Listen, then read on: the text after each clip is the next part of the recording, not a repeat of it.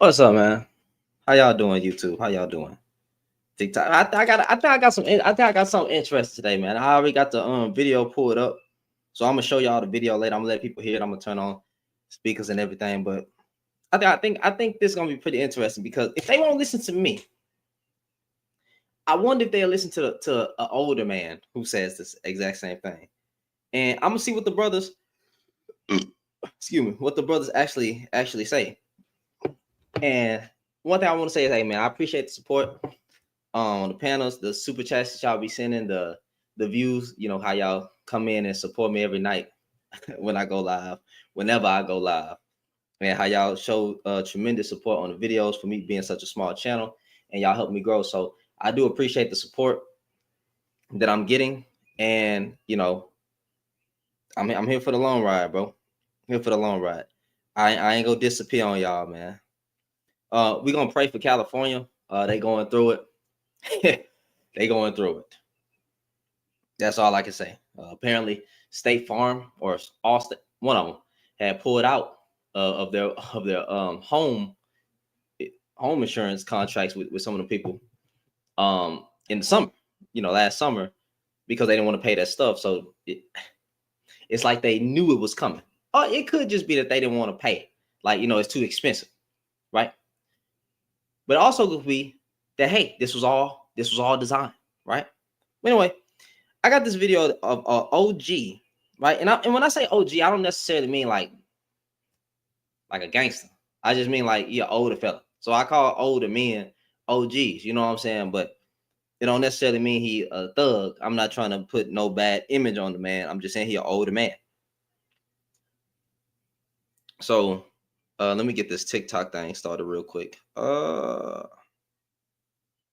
Let's make sure that's good. All right. I think his page name is Wealth 360, right? Wealth 360 on TikTok, right? So we gonna get it started, man. It might get spicy up in here on TikTok. It might not. We'll see. I'm gonna try to make this entertaining. I'm gonna try to keep it respectful. I'm like I said, I'm trying to go about this in a different way, but niggas can't keep asking me to do things that they not doing, right? Hey, but how y'all doing TikTok, man? Y'all, appreciate y'all for the support as well. Don't forget to tap the screen, share the live. Let's try to get these numbers up. Let's see if some men want to come in and engage. All right. So OG says men just want to bash women. Why do men think it's their job to force accountability on a woman? We're going to see what the fellas got to say. And if there's any fellas in my YouTube chat, that's wanting, to have a conversation, I'll send the link. All you gotta do is ask for the link. I'll put the link in the chat, and then you can come up. And also, I don't know, what do y'all kids say? Get the smoke, right? You can get the smoke. But again, y'all tap the screen, share the live. But hey, if they won't listen to a younger man say it, maybe they'll listen to an older man say it. Because again, bro, it's going like in order to make a true change, bro, the older men have to get out their stuck ways as well, and also come out and talk about these things. And if you disagree, you disagree. But the older men do have to take a stand. You can't put everything on the young men and all this. You got to lead. What's going on? Chayana, my bad. But yeah, man. But again, y'all tap the screen, share the live. We gonna be here for a little minute. I might not be here for. I don't know how long I'm gonna be on here on this live. Y'all ain't gonna lie to you. But we're gonna try to have a very productive live, right? We'll try to have a very productive live. And we'll see what they say. I ain't gonna be mean. I'm not gonna cut nobody off. I'm not gonna be disrespectful. I'm not gonna do none of that. I just really want to know if the fellas are able to have this conversation with me, and we'll see what happens. we'll see what happens. But again, y'all tap the screen, share the live, man. Let's get these numbers up, man. If you have a disagreement, you can come up and tell me why. Do you agree with OG that all men want to do is bash women and force accountability? I think that's what most men want to do. I think the majority of men don't want to see women do better and don't acknowledge when women are doing better, right? I don't think we truly care about women and accountability. I think because I don't think we care. I think all we want to do is just make content off of what women are doing and talk bad about women. Majority of the time. That's what I would say. Because that's all I see, right? And I'm not even saying that there's not people that's trying to be both-sided. But for the majority of the time, bro, we know for a fact that when these niggas get online, they never find anything positive or good to say about women. All they do is talk like this. I mean, talk like, the problem is single mothers. The problem is y'all keep opening up y'all legs. The problem is you're doing a horrible job raising these children. Blah, blah, blah. Whole time, dude done pew at people in his past life, right? Dude is avoiding taking care of his own children. Dude has missed work today. He on the verge of getting fired. It's like, bro, you not holding yourself accountable. And we don't talk about, really, as men, we don't talk about men's accountability like that. I think we should talk about men's accountability more. How you talking about being leaders, but you can't lead by example, right? So show me what we leading at. Women need to do this. Women need to do that. Okay, what are the men doing, bro? What do we do? Let's talk about what we need to do, right? Can we talk about, hey, what do we need to do as men? How can we be better as men? The first thing we want to do is say women need to do this and women need to do that. And the problem with the community is the woman. See, the woman is out of order. See, the woman needs structure. See, the woman is the foundation, and the niggas start talking like Negro spirituals, right? See, the woman is the fabric of everything that needs to be combined to keep the quintessential essence of the household dynamic, because the woman is the primary source of success. And we can't do a darn thing without our woman. See, if we are on code, right? If we trying to lead, the woman needs to be behind us, right? To follow us, because they don't know right from wrong. And only the man knows right from wrong, because the man gets his guidance from God. And the woman needs to listen to the man, because the woman can't go to the source herself and get understanding. That is why she needs a man over her to guide her in the I can't, bro. It'd be so funny hearing these niggas, bro. I can't keep that up all day, bro. I don't know how these niggas get on here and fake the funk all day, bro. I don't know how they get on here and fake the funk. That's why I be laughing. I be laughing, bro. Dudes be holding lives like that all the time. I be like, bro, really? Really? So it just, and also I find it, I just find it funny when they won't listen to a younger fella. So it's like, okay, well, you listen to an OG, because OGs, right, a lot of them feel the exact same way about what I'm saying. And bro, honestly, let's just be honest. Y'all tap the screen, share the live. Honestly, let's just be honest. Bro, the reason we coming out to say what we saying is because, well, I'm not an OG, because I'm not old, right? And I'm not a gangster, but I'm just saying a lot of the OGs, right, older men, feel the way that I ain't gonna say all of them, a lot. There's a decent amount that feel the exact same way I feel, because nigga, we tired. Y'all keep running your mouth. Y'all never talk about anything. You can't hold conversations without it being built upon talking about a woman.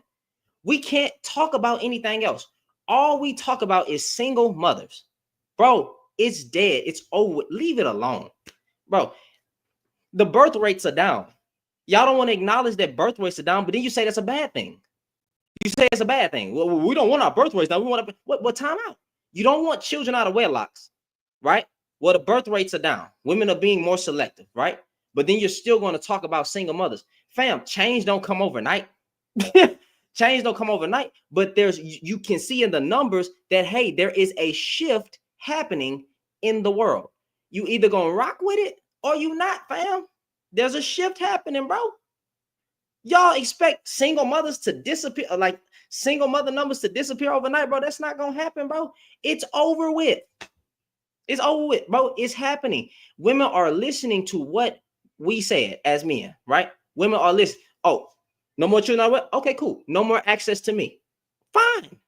Fine, bro. Y'all get on my goddamn nerves with these stupid arguments because that's all we talk about. Why can't we talk about how we can? Why can't we talk about when we go gather some straps and actually have smoke for the Caucasian man, right? Y'all don't have black. I mean, y'all don't. And I'm not literally saying start a war. I'm saying when you gonna have smoke for the Caucasian man? Y'all can't do that, right? We don't. When you gonna have that Black Panther energy? I'm not trying to be mean. I promise. I'm not throwing us under the bus as black men. I'm not trying to make you mad. I'm not trying to attack your ego. I'm not doing none of that. I'm asking a valid question. When we gonna hold some cops accountable? Is George Zimmerman still walking around here? Not that anything should happen to him. I'm just saying, has George Zimmerman, or however you say his name, is he still walking around here and hasn't been touched or checked?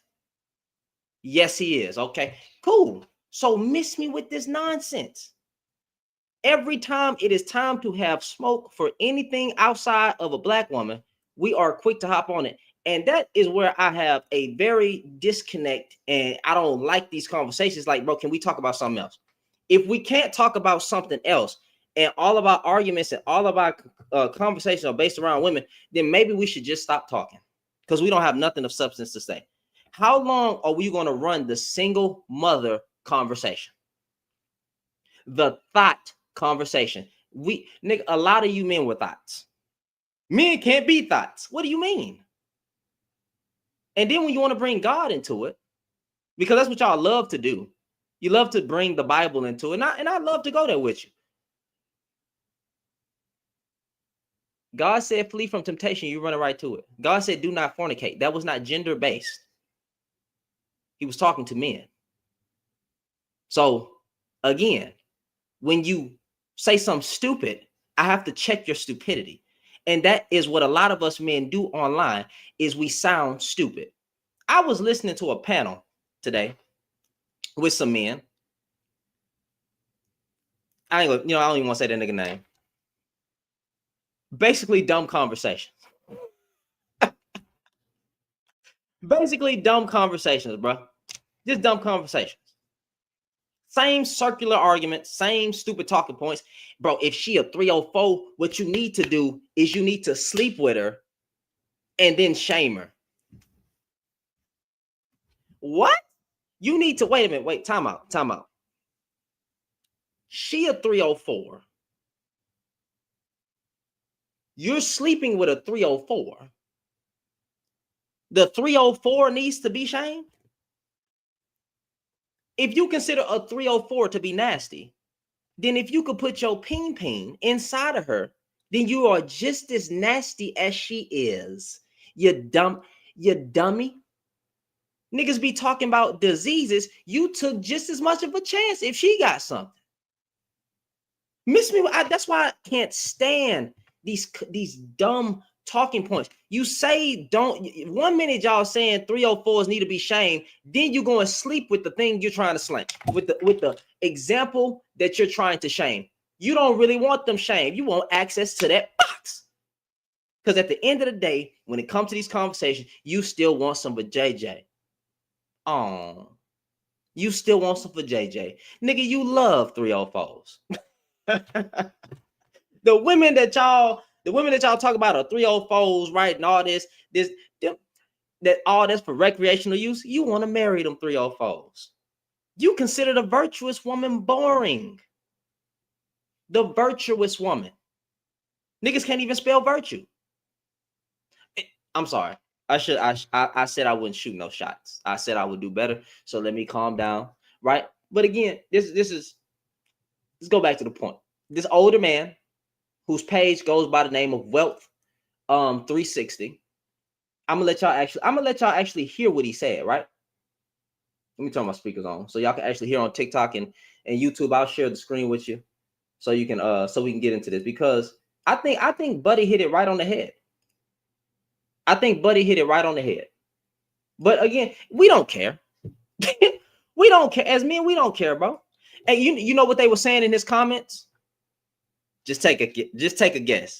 Just take a guess. You know what he was saying in the comments? Their favorite word. It rhymed with shrimp. This man married. He give a detailed video. He explained what's going on with men. These niggas quick to come out. Sam, why is OG so mad, bro? Go behind the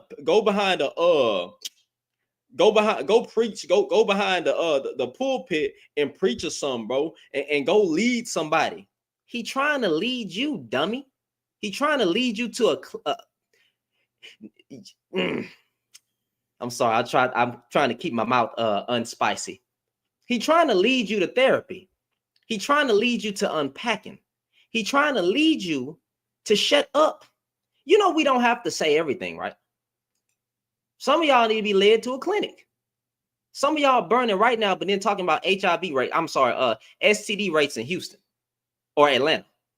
But some of y'all are the reason that these women got these STDs. With your dirty D. Appreciate it, Dante, man. I appreciate the super chat, man. Thank you. With your dirty D. Grown men had to. Let me tell y'all something. I don't be in women's spaces, so it may happen. So women may not know how to clean themselves. I don't know. But as a man, to know that men had to get online and tell men how to wash their behind, I don't want to hear nothing about women no more. When I saw so many videos of dudes talking about, I never clean my butt because that's GAY. What are you talking about? Nobody said you had to stick a whole dildo up your butt to get it clean, you dummy. But you need to clean the inside of it. What? How is that? Dude's been walking around with poo-poo draws for years. Listen, years,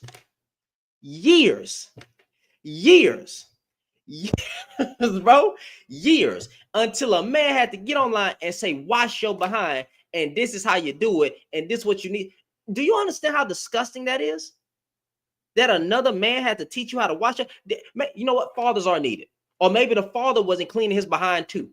That's nasty, man. Then you wonder why you always got a skid mark on your drawers. Because you never cleaned your butt. The fact that y'all never had a disease or anything in your behind, or maybe you do. I don't know. Just scratching, just when nobody looking. Just scratching your butt. Because washing your behind is GAY. What? Nigga, how can you perform the act of GAY on yourself? How can you perform? Never mind. I don't understand how that works. I don't understand how that works. But yeah, you niggas are idiots. You dudes are definitely idiots, right? So I'm gonna go ahead and let y'all hear what this man said, bro. Because I think OG is 100% correct. And we'll see if any men want to come up and get the smoke. But maybe that, yes, they say that makes a man G. That's so stupid. When I heard that, I was like, you niggas is weird, right? And another thing, bro, you might want to keep some baby wipes. You know what I'm saying? You don't just want to wash your behind with toilet paper. I mean, wipe your behind with toilet paper. Keep you some not baby wipes. They even got these things called booty wipes. I am dead serious, by the way. It's called booty wipes. Flushable wipes. Thank you. Flushable wipes. That was my wife. Now, let's go to the video. Let's go to the video. Dude wipes. Let's go to the video. Oh, yeah. Let's actually hear what this man said, right? Let's actually hear. Y'all tap the screen, share it live. Share it to the ops, right? Any ops out here? Take that down. Take the mute off. Let's make. Oops, my bad. Out here. Let's bring it back. Married. Nigga, let's make this clear to all you bums out here. I'm married. My wife is on the post. She can see everything. So my agenda is not to what you say pander to women. Two, you want me. Let me turn it up. Let me turn it up for TikTok real quick. Actually, I'm gonna turn my screen around Let's make this clear. And make it louder for you. Hold on. Pause that real quick. Let's flip. Let me take this down. Flip the camera. I wonder if it's actually gonna play his face. See if I can get y'all closer. It might go in and out, but I just want y'all to see. He gonna move around, but don't worry about that. Let's get it. Nigga, let's make this clear to all you bums out here. I'm married. My wife is on the post. She can see everything. So my agenda is not to what you say pander to women. Two, you want me. I've got so many inboxes about making women accountable. You should hold them accountable. That ain't your business to hold a woman accountable. You idiot. Do you hold your partners accountable when they essay women? Do you hold the police accountable when they do stuff to our people in our community? Do you hold your congressman accountable? Do you Negroes even know where your alderman's office is to hold him accountable? Do you hold yourself accountable? Nigga, you probably late for work today talking about holding a woman accountable. You don't hold no nigga accountable in our neighborhood. Do you go in the corner with a guy selling dope and hold them accountable? You should see a crack out here, this our community, but you want to hold a woman accountable who ain't got the strength that you got, but you come to her tough and hard, but you won't hold no nigga accountable in our hood. Get your lame ass off my page with that, bro. That's how you know you a sucker and a secret panderer, because you really want to back door. That's the bottom line. You niggas need emotional and mental health help, man. Damn, women are blessing in our community, and you niggas want to beat them up, bash them, and throw them under the bus. Of course, I've had many trials. My wife on the post, she'll tell you right now, she drives me crazy. That don't mean I don't love her. I love women, you suck ass niggas. Fuck. Y'all got Unc raising his blood pressure out here, man. Y'all got Unc raising his blood pressure, man. Yes, sir. Yes, sir. Yes, sir. That's why I say, no matter what people say, you know what I'm saying? The older men still need it. You know what I'm saying? Because, you know, and at least he recognized it. You know, because most of these old dudes, right? And I saw, you know, most of these older men, bro, they be stuck in their ways. But when an older man, you know what I'm saying? Because I you have to have some wisdom, bro. If you got gray in your beard, you have to have some wisdom. I ain't gonna tolerate that. I can't even respect you if you have gray in your beard and no wisdom or no understanding or empathy or sympathy or nothing. At a certain age, you have to act like you've been around a little bit to know, you know, to have some type of decorum. Now, I'm not trying to do respectability politics or nothing, but some type of decorum, my G, some type of decorum. So that's why I say the older man is still needed, right? And it's good to see when older men can also see what's going on with these disgusting other older men or men in general and the things that they saying online. Like, bro, shut up. That's why when women, you know, a woman telling me to go build something is not a diss to me. Shut up and go build something. Okay. All right. No, because seriously, bro, sometimes shut up and go build something, bro. You are fussing about women you're not having sex with. I cannot make this up. I cannot. You guys are fussing about women you are not having sex with. Let me say that one more time. One more time. You are fussing about women you are not having sex with. One more. You are fussing about women you are not having sex with. That is what you're doing. If that ain't a lame ninja, then you tell me what it is. We're not supposed to be socializing and gossiping about what single women are doing when we're not messing with these single women. And then when you're married, oh, that'd be the worst part. When you are married and you are online talking about women you are not having intercourse with, you are a lame nigga.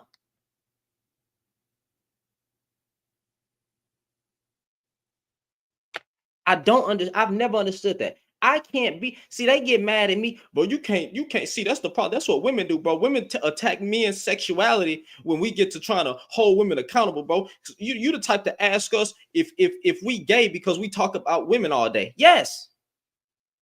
Yes, I will ask you, do you like men? Because you keep talking bad about women. That's not a diss. I don't know. Because, hey, if you keep talking disgustingly about something that you do not like, you might not like women. That's not being mean. That's being honest. And it's no diss to that community.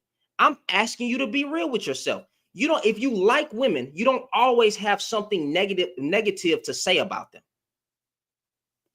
So yeah, I get frustrated hearing a dude complain about these women are mean, these women are toxic, these women are masculine, because then I have to ask you, hey, do you like women? Not even on a sexual level, right? Hey, do you like women? Right? Do you like them as people? Well, no, bro, you know, they annoying. Well, is your go build with your homeboy. Go build with the brotherhood. Go talk to, I don't freaking know, go talk to other, I don't know what to tell you. Leave women alone. I don't know what to tell you. Leave women alone. At that point, hey, you might just want to leave women alone. If you don't like women, then hey, don't talk to women. Don't talk about women. Just shut the fudge, because I don't want to get kicked off. Just shut the fudge up. Nobody ever spends time. You don't never spend time talking about what you don't like. And it's at that point, it's an obsession. It's an obsession. It's an obsession. I'm not up here talking about I don't like black men. I don't like black men because black men, let me tell you something about black men. But y'all niggas up here, bro, I don't like, we literally hold panels. We as men, as black men, right? On TikTok, we were holding panels literally saying we love black women, but don't like black women. And then had to keep talking about why we don't like black women. And then telling black women that they need to change the things that we don't like about them so that we can like them again. Nigga, does Xbox need to change into PS4? I'm sorry, PS5 for you to like it? No, when you don't like something, you just don't like it and you move on. You don't keep obsessing about it. That's like you going to the mall, right? You don't like a shirt. And you see that shirt every time on the mannequin when you pass by. Do you keep just saying, I don't like that shirt? Or do you recognize you don't like the shirt? And just move. Just keep going. Just keep walking. Go find something else. Hey, you as a black man, you don't like black women? Okay, there's Caucasian women, Hispanic women. Go get the Caucasian and Hispanic women. But at the same time, shut the heck up. Don't pedestalize the other woman. The white woman is more submissive than the black woman. Because the black woman is disrespectful, uncooperative, unsubmissive, mean, and toxic. And all she does is twerk her behind in the streets.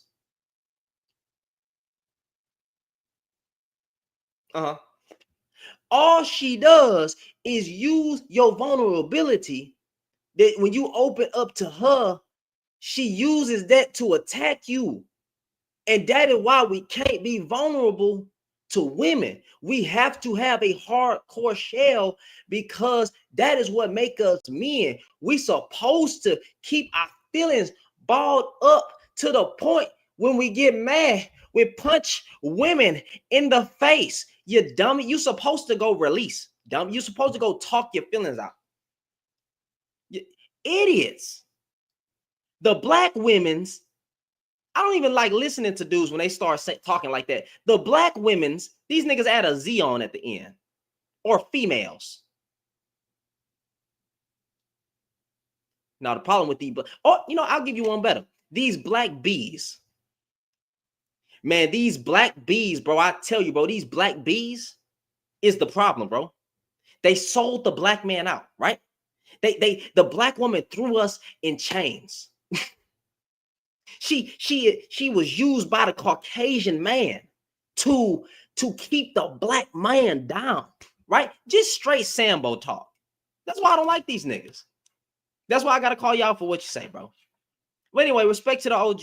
I just find this OG definitely spoke the truth. Spoke the truth. Look at Twitch wife. Bro, I can't stand it. That's why I be laughing. The black women's. What do you mean the black women's? Can you spell women's? W E E M M O. All right, nigga, you failed. Anyway, like what I learned about in these conversations, bro.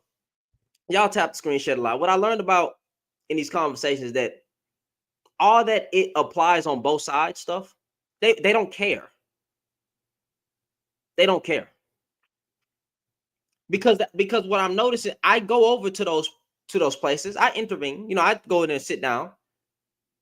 Bro, these dudes be talking so bad about women and ain't trying to have no type of civil conversation. You know what I never hear? It goes on both sides. Oh, okay. Soon as a man call out men or call out black men, hey bro, you can't be pandering. It goes on both sides, bro. The problem is you only want to call out what men are doing, but we over there, we talk about it all. No, you don't. You know how I know? Because I stay going to y'all lives. I stay listening to what you're saying. I stay checking out your panels. Yeah, I got eyes, fam. I'm everywhere. I'm not omnipresent, but I'm everywhere in these spaces. I go see how men are conducting themselves. And the truth is, ain't no goddamn both sides argument being over there. Even the way we even start the panels. The way we even start bro, the stuff on the back, on the stuff on the background. If you start a panel off with black women are, it's over with. You knew what you was doing. There was no nuance. No nuance. In nigga, it's not even nuance in your backdrops. Like, what are we talking about? There ain't no goddamn prompt. Majority of the time, where you trying to talk about both sides. You started the goddamn panel off with black women's are this way, and then you want to talk about both sides. But when I do it, if I was to start a panel saying, man, black men are nothing but thugs and criminals, just go to the very much extreme. These niggas gonna have but what you talking about? Black men don't love black women, right? If I was to put something like that, I was to say, well, we keep killing them. It seems like we don't love black women because we got all these dudes who keep essaying them. You know, they keep coming up missing, and we don't raise HE double hockey sticks about our women. We don't do anything about our women. We don't march for our women. We don't care. We don't do nothing for our women. Hey, black men, we do not care about our women. Bro, nuh-uh. No, that not true. Bro, you simping. As soon as a nigga starts stuttering and he can't articulate a sentence, right? He gets a simping. That's the one word that these niggas know. They probably don't know how to spell it, right? But it's the one word that they can unite on. Simping. Everything is simping. Everything is pandering. Everything is simping. Everything is you want women's attention.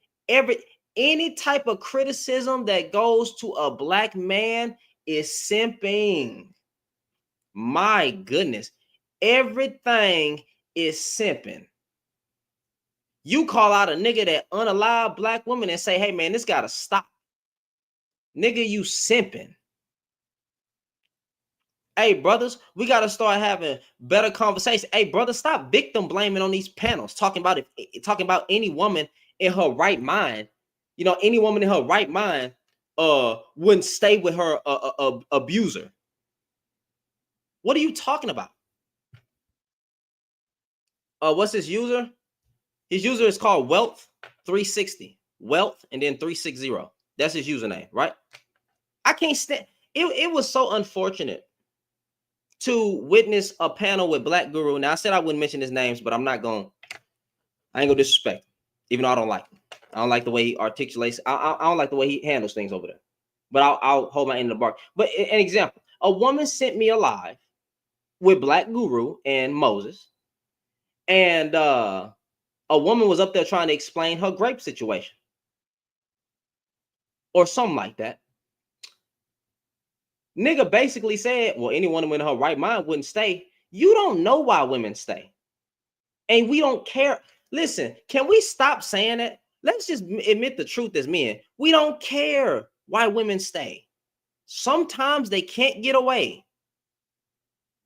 Can y'all just keep it real for a second? Hey, sometimes the woman cannot get away from her abuser. And if you look up studies, it takes about 7 times for a woman to get away from her abusers. There's financial control, right? A lot of the times. There's also Stockholm syndrome, where they start empathizing and rationalizing their abuse. Of course, at that point, I wouldn't argue and say that she's in her right mind. But my goodness, y'all don't be looking into why women stay. And why is it that when a woman go get a freaking what's it called? A restraining order. Why is it the chances of her getting hurt higher after she got the restraining order? Bro, when I be reading certain things, right, I'll be like, because they don't care. Dudes be ready to crash out. You trying to get away from me? What you can't go nowhere. I own you, right? What the dudes be saying, I own you. Girl, you ain't going nowhere. Sit your ass down. Where you think you going? Or they say stupid stuff like this. If you try to leave me, I'll unalive myself. Or if you try to leave me, I'll unalive you and your whole family. That's what niggas be saying, bro. That's what niggas be saying, bro.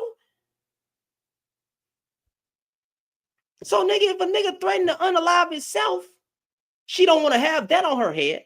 But then also, if she threatened to unalive her whole family and the kids, come on, man. How many times y'all niggas be acting like these women can just get away, bro? And matter of fact, y'all don't even talk about the ones that get away and then get unalived. Because the truth is, you don't care. And then when I bring it all full circle to bring in facts, to bring up stories, to actually talk about it, this is the one thing you say. You should have chose better.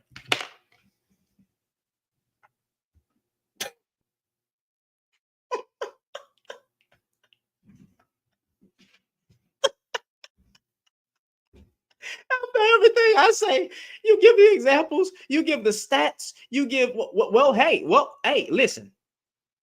You should have chose better. Oh, man. You think most men are showing that they're abusers up front? Is that what you say? Narcissists can be charming.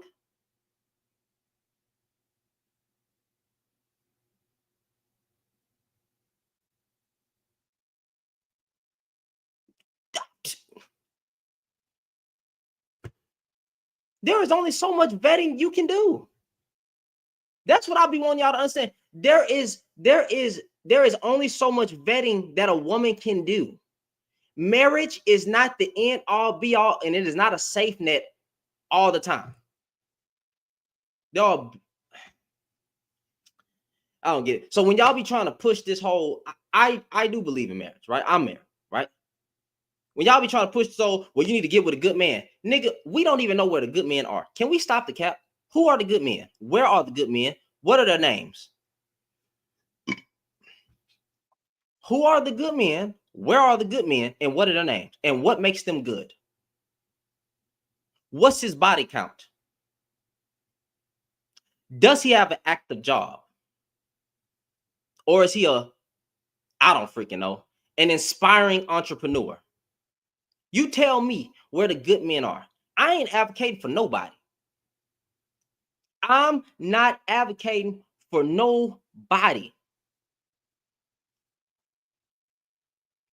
I am not advocating for no man on TikTok, no man I'm cool with, and they'll tell you that because they shouldn't do the same for me.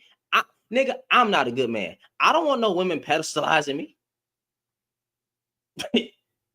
I am not a good man. Yep, take it as that. Just say I'm just don't say nothing. I'm just trying to do some work that need to be done.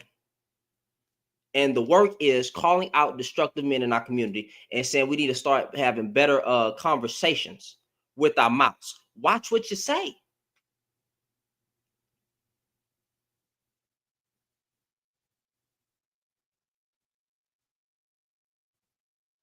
Let's be real in the community. Black women are only placeholders to feed them, take care of them when they are sick, or to bail them out. Well, damn. That was a comment on YouTube.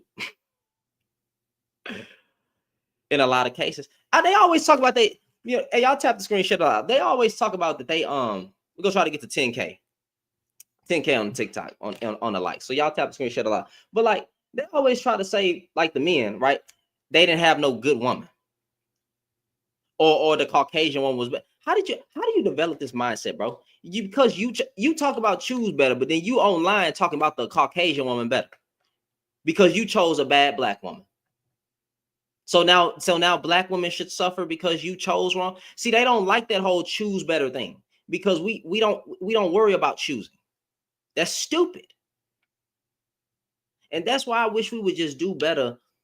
I don't know why it's so hard for me to call out men for the things that we saying, but then y'all not trying to be real about it.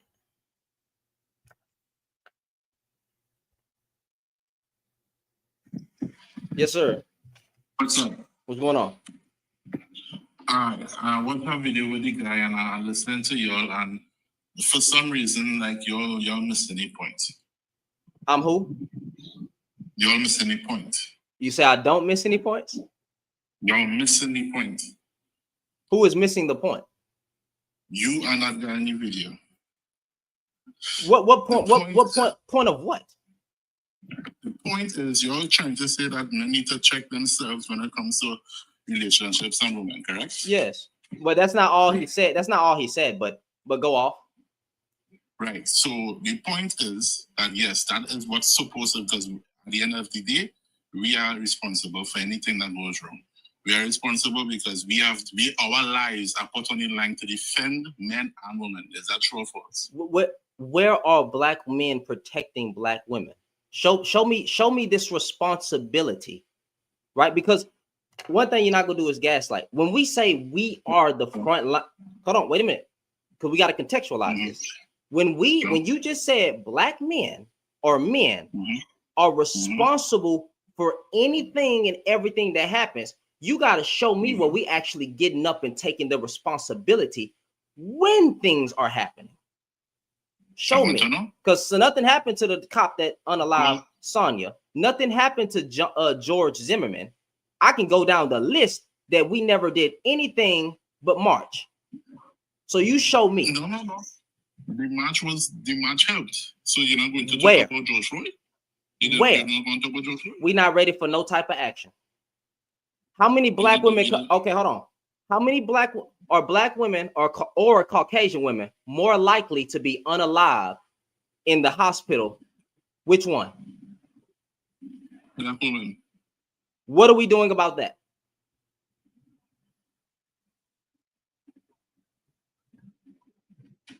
What can we do about that? Oh, see, hold on. You said any and everything. So I'm talking about I'm talking about real life issues that's happening to our women, that's happening to our children.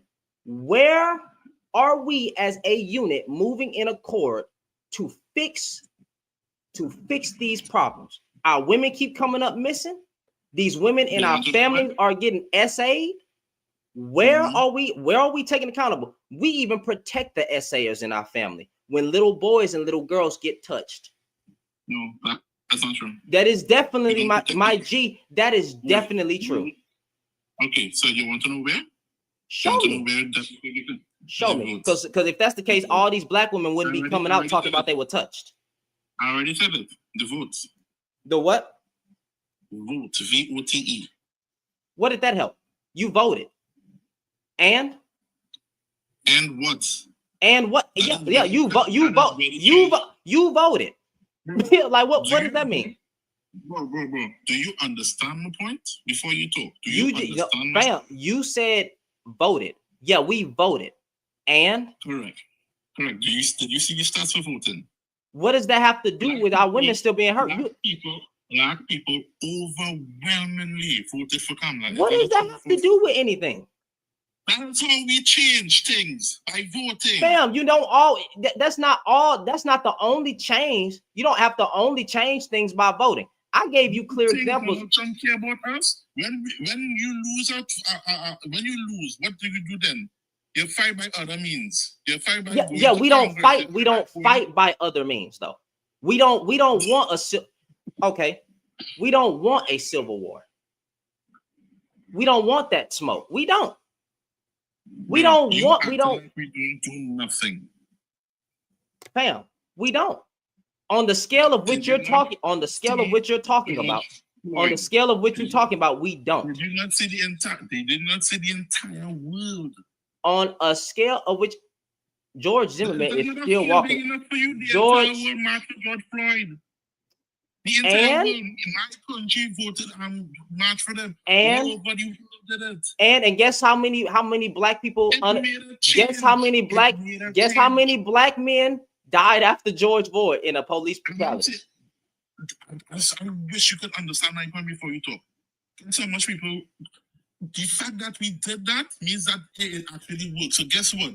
They know on the back end. If they do something like that again, what do you feel will happen again? Another riot. We didn't really riot. Right? As a collective group, we didn't do that. All right, let me ask you this question. Did you make a change, yes or no? Did I who? Did it make a change, yes or no? No, nigga, we still getting unalive. Well, look at Sonya. What are you talking about? Bro, you're not talking smart in my ears right now. Did Sonya Mason. Bro, people die. How many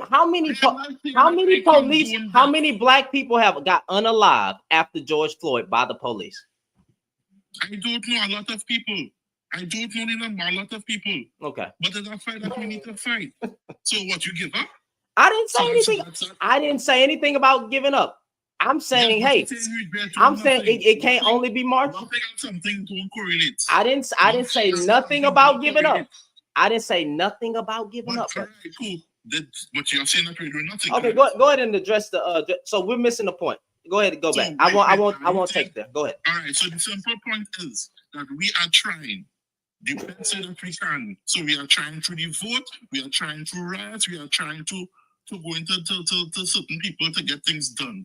At the same time, evil exists. So we can't solve everything. Is that a fair statement to make? Look at Ukraine. Look at Palestine. We can't solve everything. I'm not talking about other countries, right? That's not the point. I'm talking about black American men. Fine. Evil exists or black all American over. So the police, so bad cops still exist. Yeah. Correct? Mm-hmm. So the fact is, if something like that happens and we get the power to do something about it, that vote for Kamala was part of our power to get certain things done. Bro, I'm saying that there's things. I'm saying that there's things we could do outside of voting because voting is not the end all. I agree. But I'm saying as a collective group, we are not. Would you say most black? Okay, are you Black American or where are you from? I'm Black. I'm from the Caribbean. Most black men in America, right, are not active in their community. True or false? I can't say that for my community. Okay, so a different dynamic then. Over here in America, most black people, most black men are not active in their community. And how do you check that? You can look it up.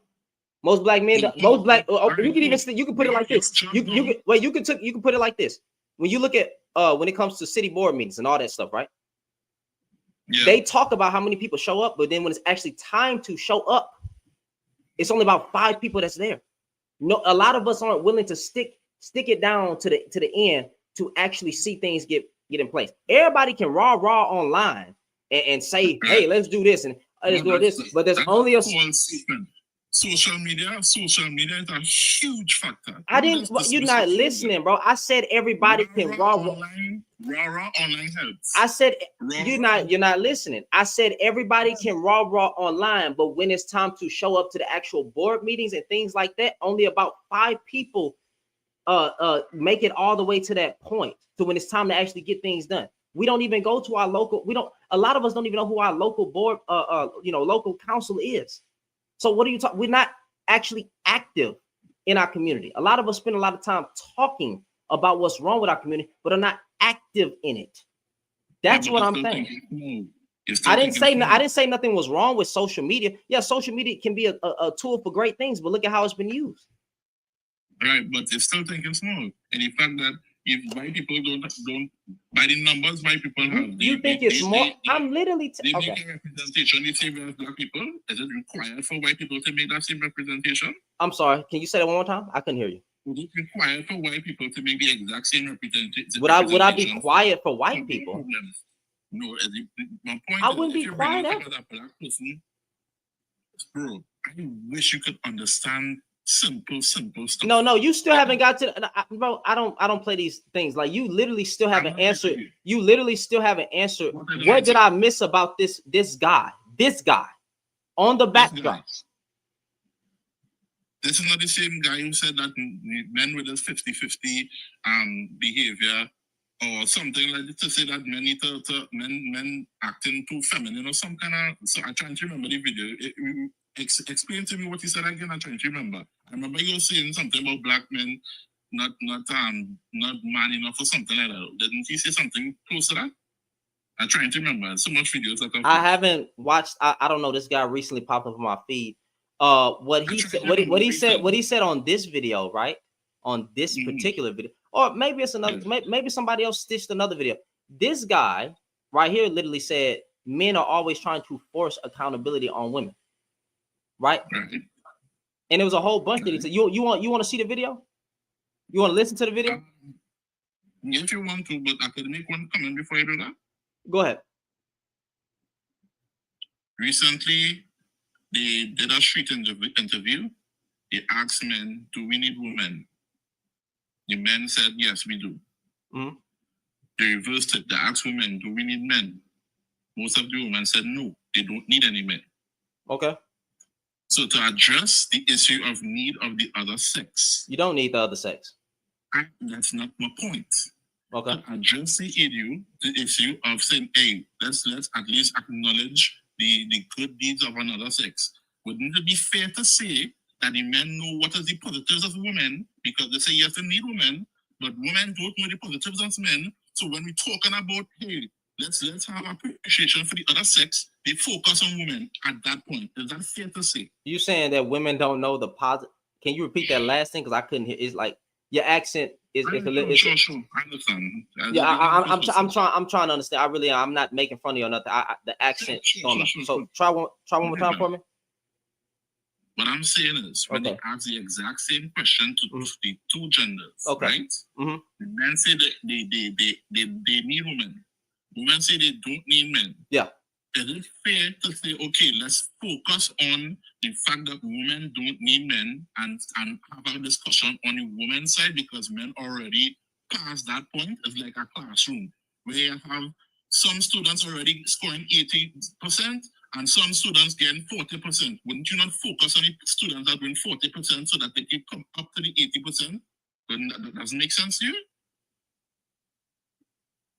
If you have some failing students, wouldn't you focus on the failing students? Yeah, but okay, cool. So are you saying that the women that don't need men, or that's saying that, are failing? I just draw the analogy so that you understand. But I'm trying to figure out if is that what you're saying? No, they're not feeling. That's not the point. The point is that they have an issue with acknowledging the benefits of men. So we're focusing on women to give them the proof that, hey, you are also in the beginning that men don't hold men accountable. We don't. And I disagree with that. Yeah, fine. I know you disagree, fine. But I disagree with that because men do hold men accountable. Why you think I'm enjoying this message? Not to hold you accountable or you to hold me accountable, but men don't hold each other accountable. I think accountability don't exist online, right? Fine. So when we talk about, so let's look at how men don't. Okay, if that was the case, that men are holding men accountable, why are so many children being touched by the men in their community? Women and boys. Evil exists. But they're not being held accountable. Evil exists. They're not being held accountable. It's the see that deflection, that evil, that everybody knows that evil, everybody knows that evil exists. Because I think you're missing a point. The problem is we're not checking the evil. I'm not saying that there still wouldn't be a woman getting essayed or a man or a little boy getting essayed or something like that. But the numbers are crazy. The fact that so many women in our community and children have testimonies of every family, almost every family, I ain't gonna say every family, but almost every family, too many women, too many children are having these experiences, right? It should be less. It shouldn't be the numbers that they are, bro. So when I'm saying we're not holding them accountable, I mean what I say. We're not holding them accountable. That needs to decrease. So you saying evil men exist is dumb. Which questions, right? If somebody commits a crime, are you held accountable? If I get caught? No. If somebody who you do not know commit a crime, should you be held accountable as well? And then somebody. If I know, yes, if I know that a person, wait, time out. If I know that a person essayed my little sister, right, and it was the uncle. I don't want to talk about. I want to talk about one thing, and then I'll bring it back to essay. Okay, so ask the question. Cool. If you heard about somebody that did a crime, like they robbed somebody, you don't know the person at all. Are you held accountable? Yes. If you know that person for sure robbed that store, yes, you are accountable because you knew evil was right there and didn't say anything. No. I'm saying you don't know the person, so you just heard about something being done. Okay, so if I just hear about something and I don't know, then no, I can't be held accountable. But if I know, right? No, yeah, right. So let's bring that back to the family dynamics. No, let's bring it back to the family dynamics. Why do we know? Bro, listen to me. This is very simple. I promise you will come back to the sexual stuff, right? Because again, y'all talk about the jail. The jail has only held so many men accountable. There are so many crimes, they don't catch them all. Right, I understand. Okay, I understand. Okay. My point was that the rates of crime that is not sexual abuse, for this simple example, if the rates of crime is 100,000, right, and you have how much, 150 million men? If you have 150 million men and the rates of crime is 100,000, are you responsible at all? If I know that crime is next to me and I know the person who is committing it, I am at fault. Cool. And and to solve that issue, maybe is to get involved in the community to try to solve crime, like some kind of watch group or whatever. Okay. Yeah. Like so, if my that is impossible to solve crime 100%. That's possible. Nobody ever said about solving crime 100%. Well, let's go to the sexual part now. Go ahead. Understand that part. All right. Beautiful. The rates for forceful acts towards women is 150,000. And this is the American stat. 150,000 for 2024. Right? There's 150,000 men in the United States. Yep. The percentage of that is 0.01. That's what's reported. But go ahead. Fine. fine. That's what's reported. It does not mean that it is like 10 times that. Okay? It could be because that's what's unreported. I mean, that's what's reported on. Let's go with the stats for the time being. Okay. So it's point. Okay, just for the time being. Go ahead. So it's 0.01. Are you saying to me 99.9% of men are held responsible for the sins of the few? Well, if it's coming from the family dynamic, when it depends, right? Because if it's a random, if I didn't see a woman get randomly SA'd, then no, you're not held accountable. If you see that, then yes, you are held accountable because you didn't say nothing. But however, let's stick it to what I said. I said in the family, we know that men and some women coddle the actions of. Time out, bro. No, don't do that. Don't do that.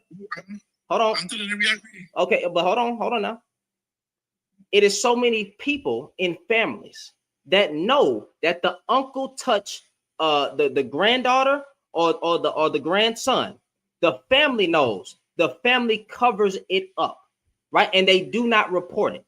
So yes, you will be held you are held accountable if you know that a woman in your family or a little boy in your family was SA'd and you chose not to say nothing. And since 1 out of 4, and that's just what's reported, women are SA'd, right? Even in the Black community. If we know that, and that's so many women, and that's just by what's reported, fam, because a lot of times we cover it up. You are responsible if you knew somebody was getting hurt and you did not say anything. What do you think the stat would be if we have all the stats? If we had all the stats, if everything was, I think most women have experienced some form of SA. I think okay. So if we go from 1 out of 4, then let's put 3 out of 4. Let's put 3 out of 4 women. 3 out of 4 women. 3 out of 4 women have experienced some type of SA. Or I'll be fair, let's say 2. That's half. You could bounce it up to 51%. That's too many. 1 is too many. So you're saying, how much is that? That's 75 million women have been sexually. Is that just the Black community, or are you talking about like every other community? We could bring all the women in here. Cool. Go ahead. Let's go with it. Right. So 75 million women have been victims, is what you're saying. I said I would assume. I understand what the number stands, what the number basically saying. 75 million. Yeah. And the funny thing about that is that we don't have the stats to show that. You don't have a lot of stats to show anything. They can't even catch all the crime. So when you go by stats, right? When you go by stats, that's only calculated by what you found out. But you cannot encompass everything in a stat. That's saying based on from this time period, these dates, between this amount of group of people that was conducted on. The stats ain't the end all be all. So trying to play the stats game don't work over here because I already know how they go. And that's not my point. My point is, if you're looking at something objectively, okay, which means you take away your personal experiences out of something. When you're looking at something objectively, and you get how do you report SA? That was a personal experience that a woman went through, right? So are you saying all are real? I'm 99. If a woman say she was great, yeah. If a woman say she great, I'm going to believe that woman 99.9% of the time. Hold on, time out. Because don't bring nobody right now. Moon, I'm cool with you, so you good. But don't bring nobody else up for the sake of comment, because I want to have. If a woman come out and say that she was great, I'm going to believe that woman until it's a lie. So you believe in her before? Okay, so is it possible that a lie can destroy a man's career and you don't care about the man's career? I don't care. I don't care about a man's career. That's crazy. Why is it crazy? Jonathan, so what do you think about Jonathan Major's case? I think he did some type of abuse to her, right? I think he hurt her, but what do you mean? Women don't abuse men physically. Okay. The numbers, so, okay, but see, that's a losing battle. But you do that it's a losing battle, because if I was to contextualize history and contextualize the information, that's going on, 9 times out of 10, women are going to beat us in the oppression battles, because even the stats will come out to say men commit 99.9% of the violence. Not 90. Listen, before y'all go stupid, not 99.9% of men are violent. I'm saying based on the stats of violence, right? When you contextualize the charts, it is 99.9% in the men's favor that he is the one who did something wrong. He is the one who is most violent in 99% of the crime stats. So do women abuse men? To answer your question, yeah. But why should I? What was the point of the deflection? It's not a deflection. It was a deflection. I just wanted to test the logic. Yeah. So the only bad part about this conversation is that if you replace sexism with racism, this conversation would not be nice. Because you're saying to me that, let's say 0.1% of Black people commit crimes, but your stigma is that 50% of Black people are committing crime. I never said that. You can take, first time out, I never said that. I never said that because I'm about to break you down real quick. You encompassed all races. We didn't even bring it back to Black. When you said how many women, right? And I said 3 out of 4. You said 75 million women. Nigga, is our population 75 million in America? It's 300 million, I believe. Somewhere around there. Half of that is women, half of that is men. The 150 men. Nigga, is the Black Moon, please help me out. Is the Black community 75 million in America? No, it's not. Okay, so when you just said, so time out, because now I gotta clock you. You said I would say that 70. You said that I would say that most Black men. No. You contextualize every single race in America, right? You included everybody. So when I said 3 out of 4, and you said that's 75 million, let's just go by your loose numbers. I was including everybody. So there's no way that 100%. Or whatever number you gave me, that it would just be Black men when you included every single race into my argument. All right, cool. 50% of 150 million men is 75 million men. What? I couldn't hear you. What you say? 300 million total. 150 men, 150 women. 50%. I don't really think like bro. If you want to include the world into it, because I was trying to focus on the U.S. Talking about the U.S. Oh, only the U.S. Okay, cool. Because I was about to say, if we start clocking the world as well, we can start talking about religious sections. Yeah, well, I believe the America have it a little better than certain places in the world, like certain Arabian places where. Yeah, so I don't think we want to include those. But yes, I would say that I believe it's 2 to 3 out of 4 women. If I was to make a guess, I don't want to use my opinion, but since you asked me, I would believe that 50% of women got SA'd. 50+% of women. Right. So your start saying 75 million. My start saying 150,000, and that is that stat online. What are you talking about? You asked me for an opinion. How you gonna compare my opinion to a stat? I'm not saying it wrong. I'm just showing the difference between our numbers. 150,000. Because you asked me for my opinion. Right. I just want to know where that doesn't make sense. That doesn't make sense. You cannot ask me for my opinion and then say, look at the difference. Yeah. So I believe that point. I believe that 150,000. If it was really all encompassed, like if we got every report across the world that we can verify and all this, that, and the third, I believe that number will jump up expeditiously. Right. So and if you look at the world, like 8 billion, 4 billion per, 4 billion men, 4 billion women. Okay. 50% is what, 2 billion women being 2 billion men being rapers.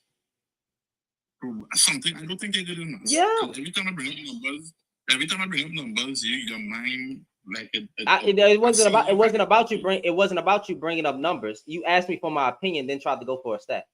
But go ahead. I believe in using stats before I go into my own subjective. Then don't ask somebody for their opinion. because I could have pulled up numbers. In your opinion, is to understand where you're coming from. We already talked about the numbers, and then we talked about the numbers, and then you asked me for my opinion. Yes, to understand. How you gonna bring up a stat when we already know that based on the stats that 1% of men have been convicted of these crimes? The status to understand your way of looking at things for me to understand where you're coming from. It's for me to understand. Okay. That is not a bad thing. I don't know why you're trying to. No, because I really just want to get back to the point at this point. You said I don't understand something about I'm missing the point of him. I'm trying to figure out how am I missing. Because the actual stats, which you already said that it may be wrong. What was the point of him? What point did I miss about him? You want to play the video? How the fuck you gonna come up here and tell me I missed the point, but then when you wasn't even in here talking? So what did I say to make you come up here and tell me that I missed the point? The fact that men do check men. Men put men in place. That's a fact. Okay. Look at the correctional facility. All right. Most men don't. Most men do not check men. If you knew most men literally say there are ways that most men don't. Huh? Most men don't. Okay, most men don't. So why are we trying to advocate for the minority? Cool. If I make a general statement saying men don't hold men accountable, and that's the majority of the men, how you arguing for the minority? Because some people are paid to police are paid, military are paid. These people are paid to check men, to put men in the place. That is part of the most point of government. Still, most police aren't paid. Police aren't paid to just check men. They're paid to check humans or police humans. But if you want to go down, if you want to go down that stupid path, but if I said majority of men, and I make a statement, men don't I don't know hold men accountable or whatever. Bam. If we're talking about the majority, how are you going to argue with the minority and then trying to go, well, what about these men? And then what about that? That doesn't make any sense. Because some men don't have okay, some men. I'm not talking about some. Most men, it's not their responsibility. Okay. Okay. It's not. Thank you. So most men don't hold men accountable. You just literally proved my point, bro. All right. Appreciate you. Have a good one. That was stupid. Go ahead, Moon. He conceded his whole argument at that point. I only came up here because the issue surrounding this conversation is our understanding of SA has changed so much over the years. Like, things have gotten really politically correct. So like there are a lot of women who didn't know that they were SA'd until we like laid it out in black and white, and they look back on their lives and they're like, dang, I've been SA'd 30 times the entirety of my life just in my memory. Like there's no, so the definition of SA is so blanket and flat that like not only has the average woman probably experienced SA, but more men have experienced SA than they know too. We just don't understand what SA is completely. So he's up here arguing for men who are not committing or haven't been convicted of rape, but most men are guilty of at least some form of SA. That's not hard to understand. But when you up here being a grape apologist, you know what I mean, and trying to defend the I don't know, man. And he kind of completely missed on that whole, if this was racism, we wouldn't be talking about it this way. No, we absolutely would. Because if I told you historically that white people have been racist in this country, you wouldn't be like, well, a couple of white people have been really good to me, and it's only this person. You wouldn't say any of that. You would just agree. Bro, I was over there. When he said that, I didn't even want to acknowledge it, bro. I was like, I'm gonna let him cook. I was looking at the screen like, what? What are you talking about? That's like what do you niggas be talking? How you argue? Hey, y'all tap the screen, shut it out. How you argue with me and then concede at the very end before I drop you? That's crazy with me. He wasted like 30 minutes of your time just to say, well, it's not my responsibilities. Okay, so if we're not taking that account, if we're not taking that responsibility upon us, then you can't come up and say, it's our duty. Nigga, it's our duty. You know, we front line, we got to take responsibility for everything. But at the same time, nigga, still say, it's not my responsibility. that does how y'all niggas talk yourself into a circle every time. Now again, I went to the extreme. Like I said, I don't mind being held accountable. I absolutely care about a man's career. I don't think your image should be tarnished. But however, I'm still going to believe the woman when she says she's SA'd 99.9% of the time. I'm not going to come out and say she's lying. I'm not going to make no videos talking about this is another way to tear the black man down. I'm going to believe her until she's a lie. And then when she is a lie, I'm not going to go around bash. I'll call it out and say that was wrong. She should be held accountable. Whatever, she should lose her job. Blah, blah, blah, blah, blah. Right? But I'm damn sure not going to use the actions of a few, forgive me for my lack of better words, a few, I'll say like this, few bad examples of women to be like, that's why all you freaking women are lying. That's why a majority of you women are lying about your SA experiences. Come on now. I'm not that type of nigga. I'm never going to be that type of nigga. And you can't make me that type of nigga. I'm going to believe the woman 99.9% of the time. Now, listen, I said this on a video. If that lawsuit, because it's all alleged, right? It's all alleged. If that lawsuit didn't come out, now I still believe Joy. I would have still believed Joy, whatchamacallit, if she would have came out before the lawsuit and all that stuff, and she said, well, this man, I would have believed her in that moment as well. Point blank, period. Yeah, that moment should just be a moment to like, okay, Joy, that was bad. But it's definitely not a moment to say, see, look, we need to stop believing women. When these men be ready to jump off the bridge and crash out behind. When they see these examples, when they get a good example of like, say, a gold digger, like a woman taking a man for all of their money, or, you know, their biggest nightmare that isn't really realistic. They take it and they run with it and ram it into the ground. You'll get 30 lives about how women are liars. Just like when I can't remember what the lady's name, but the lady got caught up with the brick situation or whatever. You got all Rhoda Osmond or something like Rhoda Osmond. Rose or something. But yeah, you'll have men say, see, look, women be lying. Women be lying. Women be, and it's like, okay, so we got 1 out of 3 billion of you. You know what I mean? Like every other time a woman said it, you guys got in trouble when you needed to. So now this one time it means women are lying. Like niggas lie every day. I mean, people lie every day. Yeah, so yeah, women lie, men lie. Well, that's cool. But we're talking about SA. You got to be a literal demon to lie about SA. So I'm going to believe you. I think if people understood how simple, like SA is so simple, it could be walking by a woman in a Walmart and breezing past her body to sneak a quick feel. That's SA. The way these men sneak past women in the club and bump their elbow on her butt trying to get a little feel, that's SA. And I still don't know if Rhoda lying or not. I'm still waiting for the court documents. I mean, for the I don't know. I haven't kept up with that story. I don't know. I still believe something happened. Yeah. I don't know. That's just the God honest truth. I haven't kept up. Haven't heard anything about it. So that's why I haven't come out to say anything. But everybody else been making videos, wrote a line. This is why you don't believe, blah, blah, blah, blah. She even went on Anton Daniels' page and got completely humiliated. When you talk about y'all dudes just be laughing at my trauma, that nigga said, I don't care about your trauma. I said, bro, you niggas is evil. I saw that clip. I was like, man, you niggas is evil. I don't care about your trauma. I care about the truth. And the truth is you're lying. I think it's really hard for a group that it's really hard for groups that are not marginalized.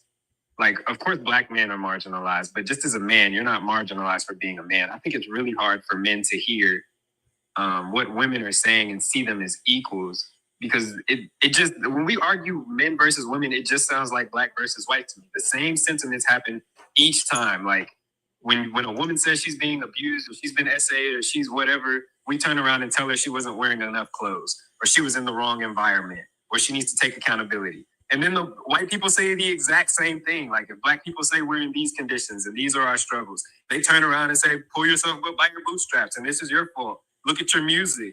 it turns into respectability politics when neither side wants to respect the other from the beginning. Mhm. Men don't want to respect women, or white people don't want to respect black people, but they make you jump through 1,000 hoops in a pretend match. Like, oh yeah, if you just do this, we'll give you a little bit of rights or a little bit of empathy, and that's not the case. Yeah, I just I don't understand, bro. The whole male apologist stuff. Like, I'm not that guy. I am not a male advocate. I don't know why they keep thinking that. I'm not going to shame or belittle or say anything crazy to you. But when you try to gaslight me and then you concede, I can't respect you anymore. I'm gonna say that that may have been a learning moment for him, because I don't think he realized what he said. He definitely got frustrated and finally walked himself off the plank. Like, well, actually, what those men do isn't my business. Okay, so you agree you don't hold men accountable. Okay, and actually, his statement was the consensus of a lot of men in these spaces. Well, we heard you say, hey, that's hey, my priority is making it back home. I can't worry about what goes on to people outside. Okay, cool. So with that being, if I saw a woman getting hit, I ain't gonna intervene. You know what I'm saying? It ain't got nothing to do with me. So again, we don't hold men accountable. If that is the consensus among us black men, that is our favorite statement, or men in general. That don't got nothing to do with me. I gotta make it home back a bitch. At least I made it back home. Black woman got hurt. Black boy got abducted, or whatever the situation may be. A man getting jumped. Somebody purse just got swiped, right? I gotta make it back home. Who's the troll in my YouTube chat? Is there a troll in my YouTube chat? Because like y'all can tag him and tell me who he is, and I can send the link and he can come talk to me. Yeah, who's the troll? But you could agree with that. You could agree with that sentiment. Like I know I got a son to get home to, but that don't mean I can't call the police. Like if I see a drunk driver on the road and my imagination goes to somebody could end up unalive tonight, I'm calling the police. But they don't take protection as calling the police. Protection in a man's eyes is always physical. No, it ain't gotta be that. It doesn't have to be That's what we try to explain. It ain't gotta be that at all. You don't have to use your feelings. You don't have to. You pay taxes. You know what I mean? There's people paid to do that. So, like I said, if I see something where I feel like I can make a difference, it ain't nothing to call the cops and be like, hey, it's this 18-wheeler out here driving a little crazy, and in about 5 more minutes, they're gonna knock someone off the road. So I don't know. See something, do something. It ain't gotta be fight. Yeah, see some, do something. Any more men? If you have a disagreement with this man, because again, this OG said it. Y'all be getting mad at me, but OG said it, right? That all we do is want to force accountability on women and complain. That's an older black man now. So he said, I say this all the time. I don't think we want women to be held accountable. And then it's like, when you look at what women are doing, the birth rates are down. Women go to therapy more. Women go to therapy more than men. So it's like, you see how women are taking accountability. They're more educated than us when it comes to college or just education in general. So all these things you're complaining about, right? You have to, it's not going to change overnight. But if the birth rates are down and y'all don't want single mothers anymore, hey, that sounds like a direction that we won't be having a whole bunch of out of wedlock children anymore. So y'all can shut up. Don't you see it? But the thing is, I know you see it. Y'all just don't care. Now I'm gonna go ahead and open the panel up. Any man, any women, you got a disagreement? We can duke it out.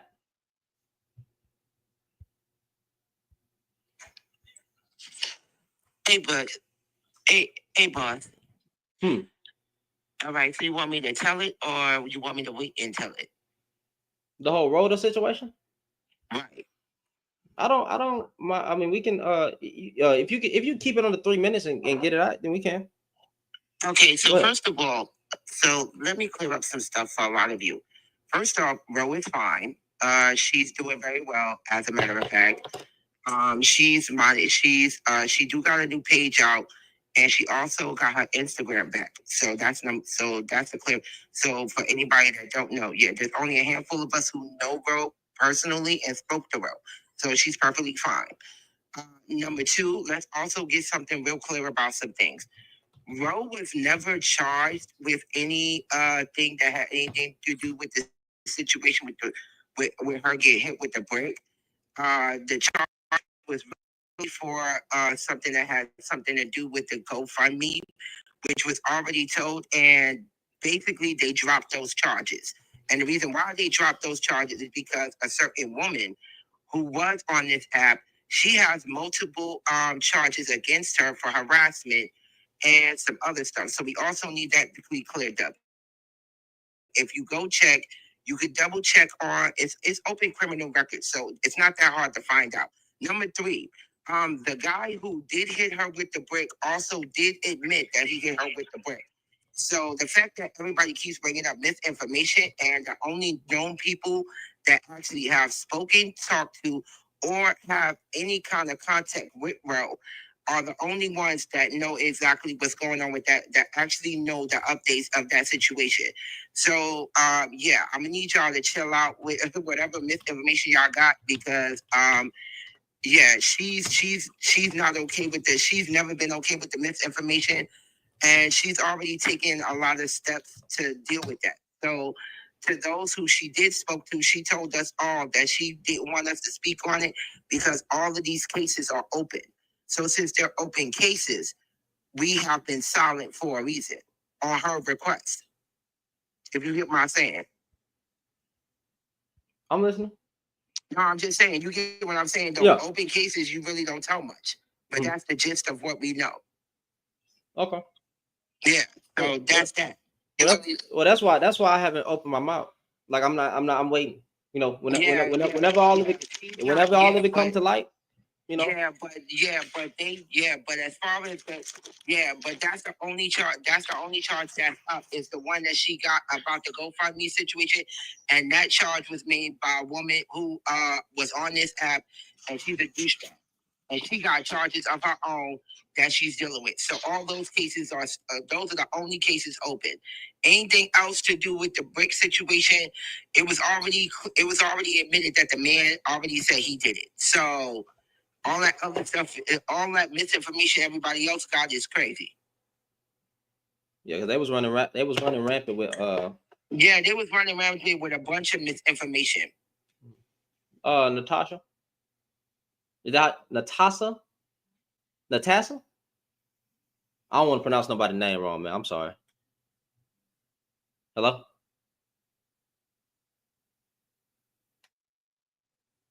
How her mic unmuted, but then it's silent. Let me try to drop her. Maybe it's a glitch. Probably. And then I'll try to bring it back up, to be fair. I mean, I can't do Miss Monet. Yeah, you said it right. Thank you. No problem. I try. Yeah, I just want to actually come on after that guy was on earlier, that you kind of had to get him to understand. It was just crazy work, like how you were saying before. For some reason, when it comes to Black men and actually doing the accountability phase, like understanding that no, Black women as a whole, we're not talking about our own anecdotal experience, that I feel protected by my brother, I feel protected by my dad, I feel protected by my male friend. Like as a whole, Black women do not feel protected, even to the point where a Black woman can be getting attacked. And instead of them calling the police, they will just pull out their cell phones. So, and that's the thing about it. Like, if you're pulling out your cell phone, you're pulling out a cell phone to record. You're not pulling out your cell phone to actually call for help. And that's another thing. Like, we're not looking for you to just step in like a savior or come in like a superhero. Because yes, you do have your life also too. But at the same time, you can call the police, but instead you'll pull out your cell phone to just record it so you can post it on Facebook or on World Star. So that's like the disheartening thing.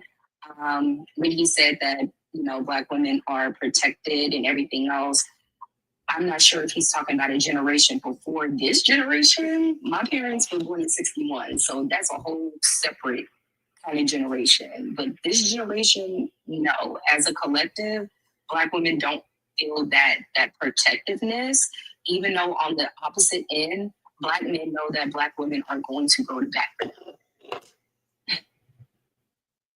And it's just kind of sad. That's all I want to say. All right. Hold on, don't tell me. Miss Desi Pooh? Miss Desi? I think your mic muted. I had to myself up and mute. No problem. Can you hear me now? Yes, ma'am. Okay. So, I did want to touch bases on what Victor said. You know, it did seem like he was coming up with excuses for, you know, the minority. And at the end of the day, most abusers have more than one victim. So, you know, when he was trying to compare his numbers to your numbers, it wasn't adding up, you know, and that's one thing I can't do is have conversations with people that like to pull up convenient statistics because, you know, compare where it's comparable, you know, and secondly, most victims don't report anything. I haven't been, you know, great, but being grandmother of JJ, I was 22 years old. I didn't go to the police station because I didn't know the guy's name. I didn't know who he was, and I wasn't about to take off for work. I've been in a parking lot. I got up, football naked, and combat boots in the dead of winter in Detroit. The police told me that I had to make a report over the phone. Again, I don't know who this guy is. I'm not about to go, you know, check off work. So, like you said earlier, there's so many situations that just go unreported that it's ridiculous. But I know lots of women that have, you know, told me about their situations with family members and friends of the family and things in different situations. And I know that it's true. It is happening to people. These are stand-up women that don't have a reason to lie. You know, when as far as goes to protecting Black women, it goes above and, well, I won't say above and beyond SA because between that and unaliving, you can't get any worse than that. But there's so many different levels of it. You know, there's usury, there's physical abuse, emotional abuse. You know, there's gaslighting, there's all these different things. And it's unfortunate that, you know, in the midst of me trying to find a better way to communicate with my ex-husband, I found that, this is not going to change. You know, and that's why I was able to learn all these different psychological terms to pinpoint certain behaviors, you know, but I just really feel like that when it boils down to it, you know, a lot of these so-called men feel powerless. So they lash on the people that they think that they have power over. And it's really just showing that, you know, they're really weak at the end of the day. And, you know, Richard didn't want to admit that, you know, he said that men are responsible for other men. Well, that's because you're not responsible for him, but you are responsible for the company that you keep. Because one thing you don't see is good moms hanging out with bad moms. You know, but unfortunately, deadbeat dads can always go somewhere and find a hot plate of home cooked food from somebody. You know, but the way that I was raised in my family, being a deadbeat dad is grounds for disownment. Because we would disown you and take in that child before we coddle you in your neglect. You know, and it's unfortunate that so many of these podcast pimps that perpetuate all this negativity about Black women that I had to tune it out. You know, so when I started hearing men like you guys come here and Moon come up here, I'm thankful for you guys taking the time to address them. Because at the point in age that I am in my life, it's just so much shit with okay. Because if you want to be dumb, you can die dumb for all I care. As long as you're not disrespecting me, my property line, or my family, or my money, Hmm. then okay. Let's answer a lot of things with that nowadays. And it's really unfortunate because a lot of people don't converse to understand. They converse to have a rebuttal, hoping to put you in your place, in a place that appeases them. And that's all I can say about that. Okay. Any brothers? All right, cool. We're gonna rotate it back down to Moon, and we got a new guest coming up, Miss Lola. But Mooney, go ahead. I'm gonna let her speak, or if you want to let it go first, it don't matter. Whenever she connects. Oh, and Miss Lola. Yeah. Okay, how you doing? I'm good. I was just agreeing with the last speaker, like she hit the nail on the head. Globally, if deadbeat fathers were shamed and actually held accountable for what they do, men would be forced to change.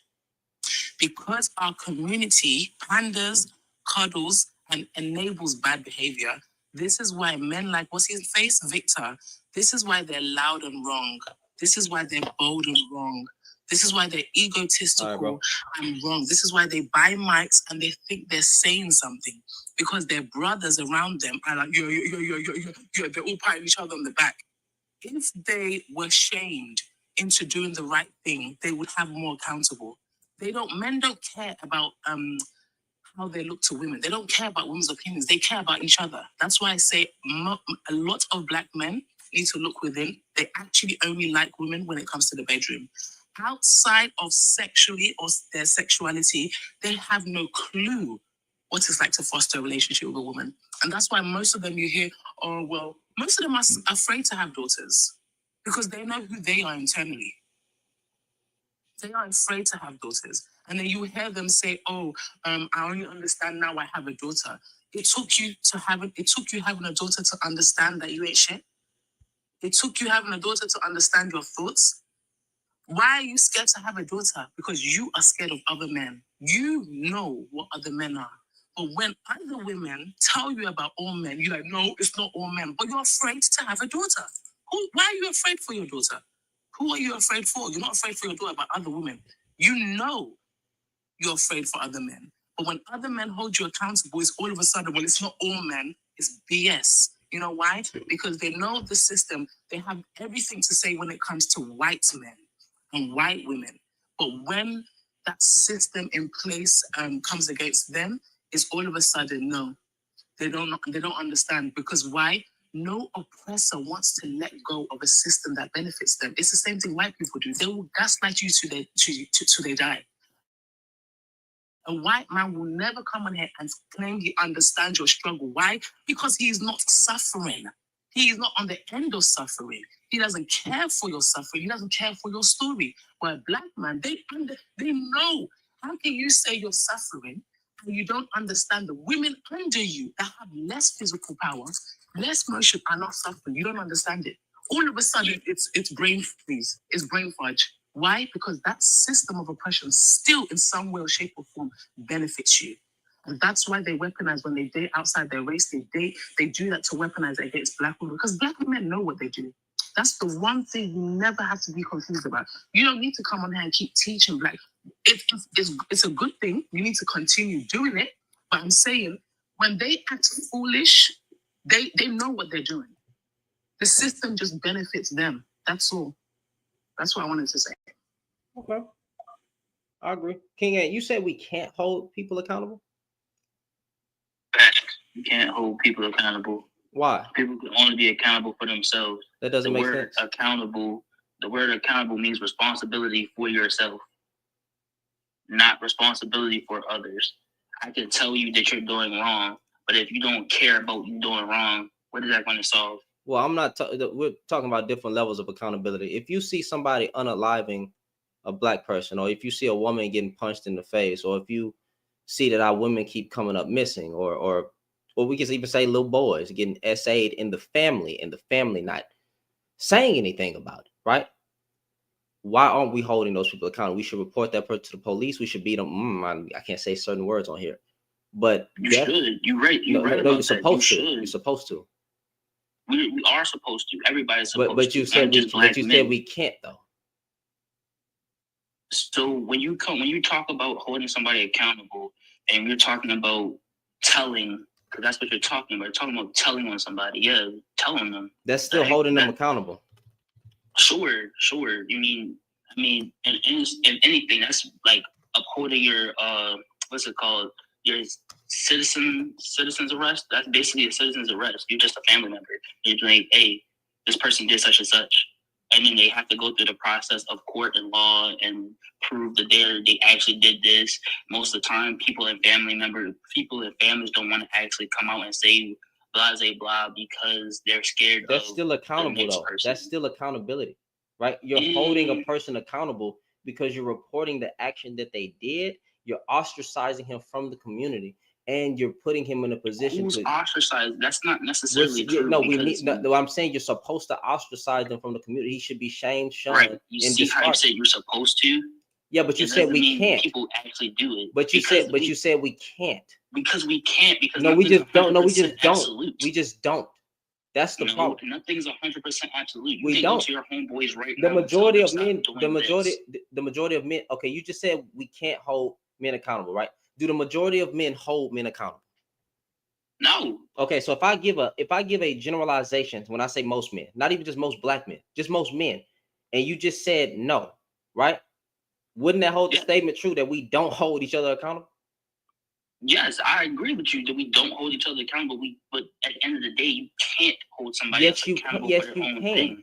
Yes, you can bash them all you want, because that's all you're doing is bashing them. You can still hold somebody accountable. That's what the police force is for. If you see harm being done, right, you call and report it. If we know this is the problem. We have drug dealers in our community. We don't say anything. We know who the dope boys are. We don't say anything. We know the women in our family.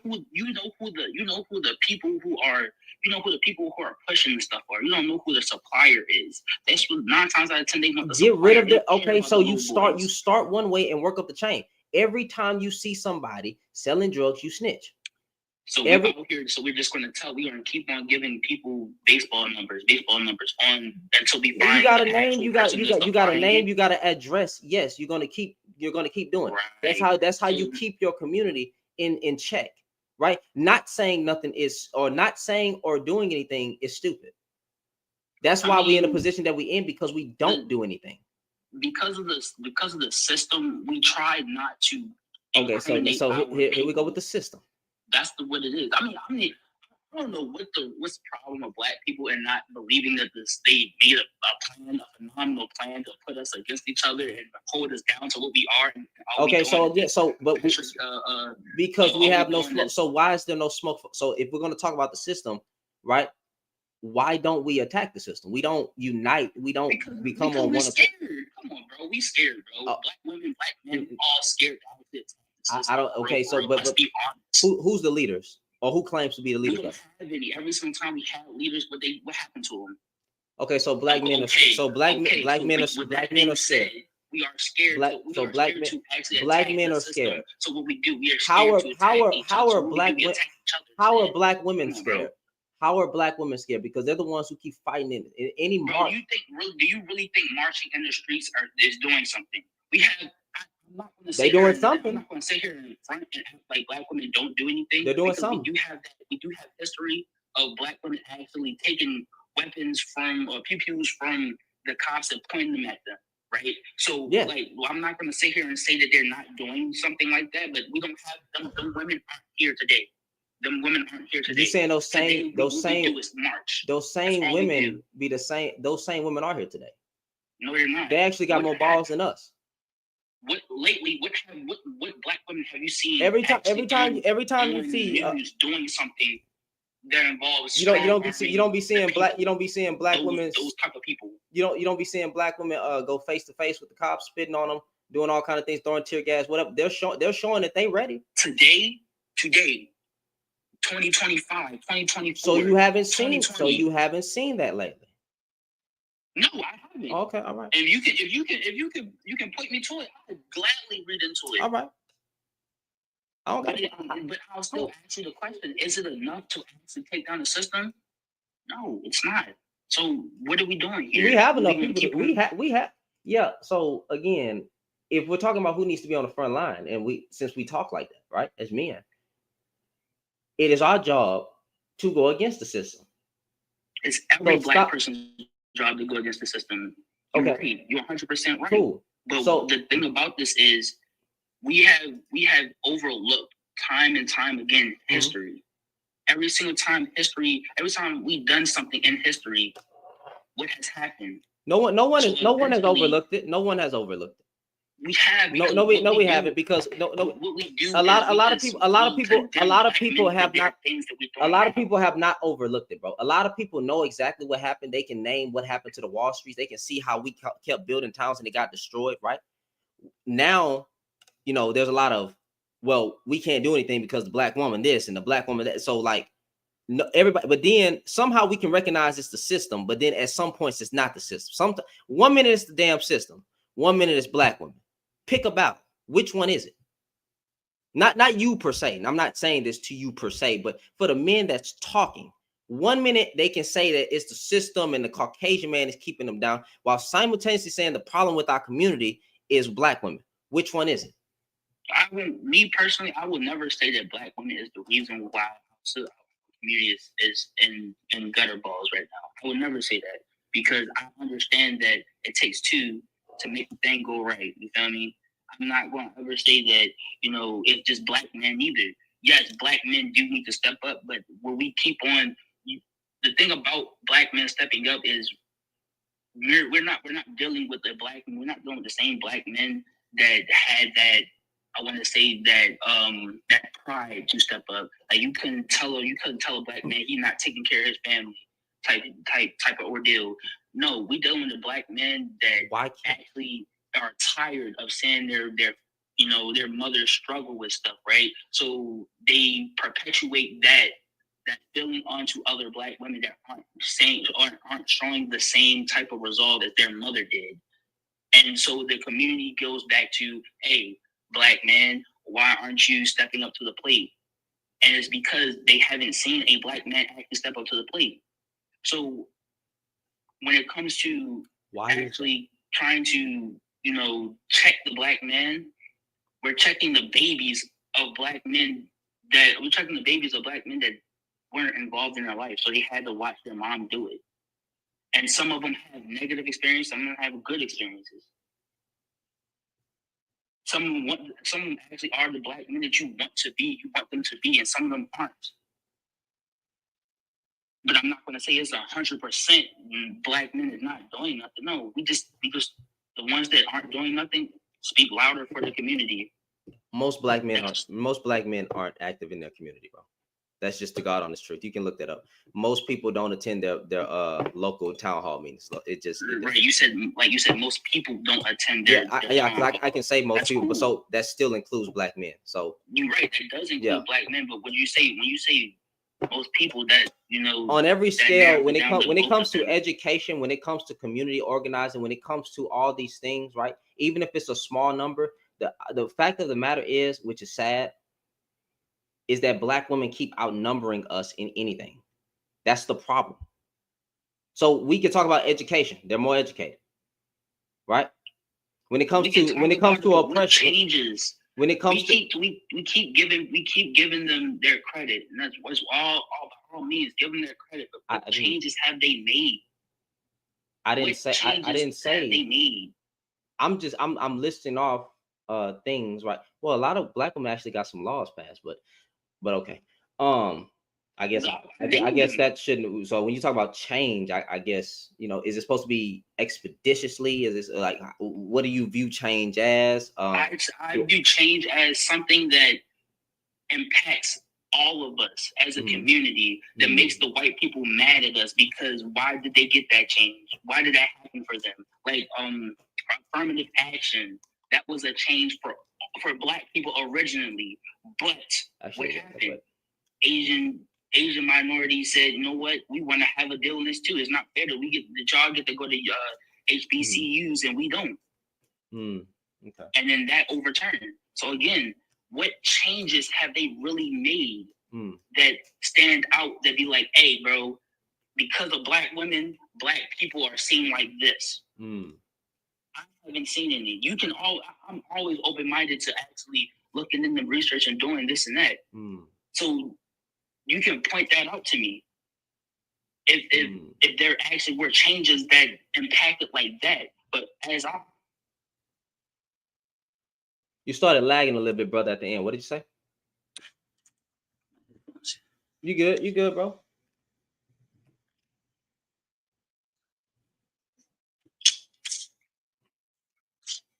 Can you hear me now? Yeah.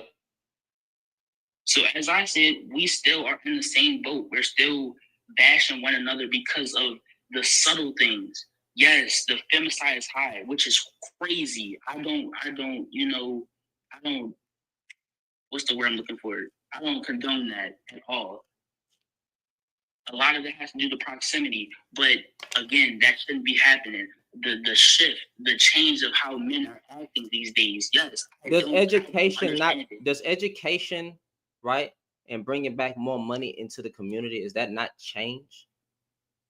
Because when you talk about education, and if they're in their fields, right, if they're opening businesses, is that not for the local community? Is that not bringing about change?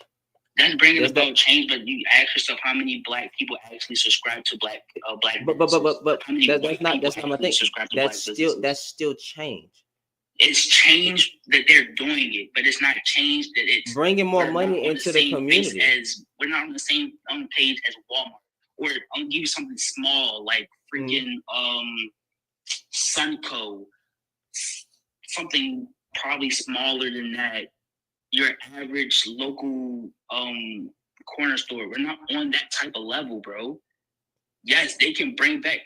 I've literally read that there are like 96 black people that are building their own cities. It's low, and they're doing it by themselves. Black women and men are doing this together, so that black people can have a safe environment. So do you want me to bring up a community activist who will actually tell you the change that she tried to do and that she did, but then they unalived her son? Because she's in the chat right now, and her name is Erica Coakley. You can actually look up her story. I was about to say her and a few others. But go ahead. Okay, so I'm gonna bring up a woman who actually was fighting for change, if she wants to come, and that was actually making a difference. But they took away her son, and they threatened her. Matter of fact, mother, because I call you mom. How you doing? Hey, beautiful. Peace and blessings. How are we? Pretty good. Now I'm gonna give you the floor. Take the time that you need, to explain to him the changes that you were fighting for. Was it in Charleston, Carolina? Charleston, South Carolina, is where I'm at. Okay, I'm gonna we're below the Mason-Dixon line is what I tell people. I mean, we living right in the heart of white tea supremacy. I was basically literally spoon-fed to white tea supremacy. Let's not forget, it's just been 4 years ago that they went up there and they stormed the White House, and I was actually targeted by some of those people that stormed the White House. He's making my head hurt. I mean, and I was just listening in the chat, and I'm not going to come up here and overtake or overshadow, but I just need people to know that anytime any movements were led, whether it been Black Panther or anything else, men were out there, but I need y'all to know that women were always on the forefront. So y'all need to just stop. I'm tired of hearing that, women are useless and all this other kind of stuff, but women are in politics, women are in education, women are in political systems, women are activists. I understand that y'all feel like a lot of us don't show up in the communities, but I'm not sure what communities you're a part of, but we do, sweetheart. We actually do. And what he's saying is, as a mother, as a Black mother, after hearing the cries around the world, we all heard it.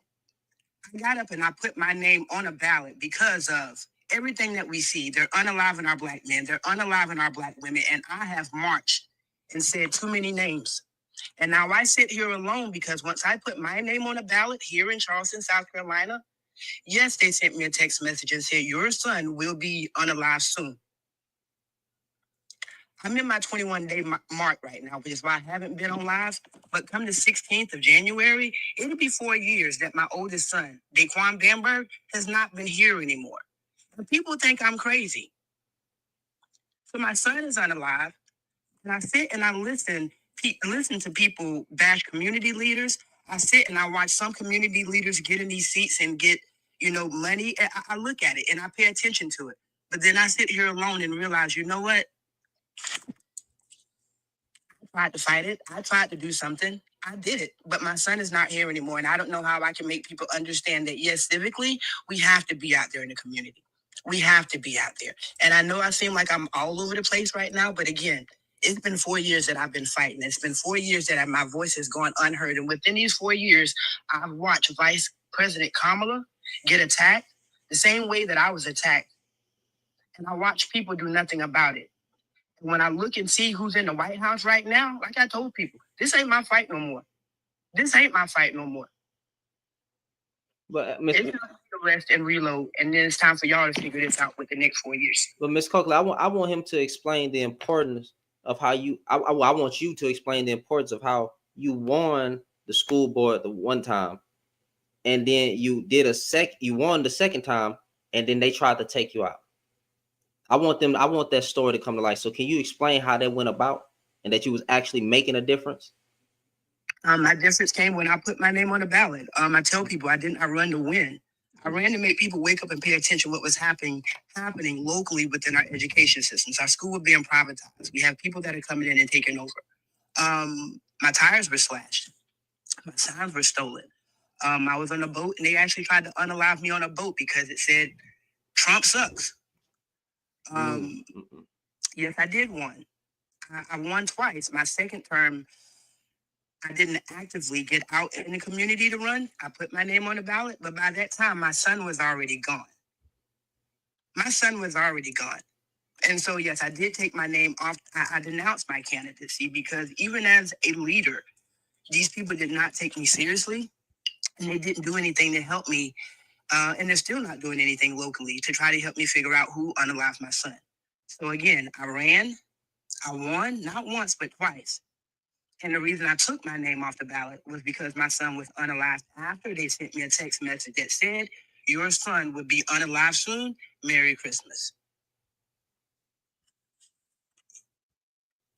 And I've actually seen that text message. So the thing is, and this may not, so actually, if y'all think I'm lying, right? All y'all got to do is search her name. All you got to do is search her name, Erica Coakley. And and Miss Erica, you can type your name in the chat. I will try to pin your comment. I think when I have people up, they won't let me. But one of my mods will pin the comment and they can look up. And Erica, I want you to know that one, I love you. You got 74 people on YouTube, 74 women, mostly women in the comments on YouTube that just heard it. And I'm going to bring you, can y'all pin that comment for me? And I'm going to bring you on here as well so you can explain your story as well. And these women are rooting for you as well. And they're sorry. And they want the best for you and all that good stuff. So I'm just saying your story is still being pushed today with the 74 people that's in here. But guys, I don't make this up. I don't make this up. Y'all can type in her name on Google. So Mr. King, and I'm not bashing it. Like, this ain't target on you. I think she was just answering your question of how women are trying and what women are doing, and the fact that, you know, they're being attacked. Men too, if they're getting active, they're being attacked. So, but let me just explain this one last part.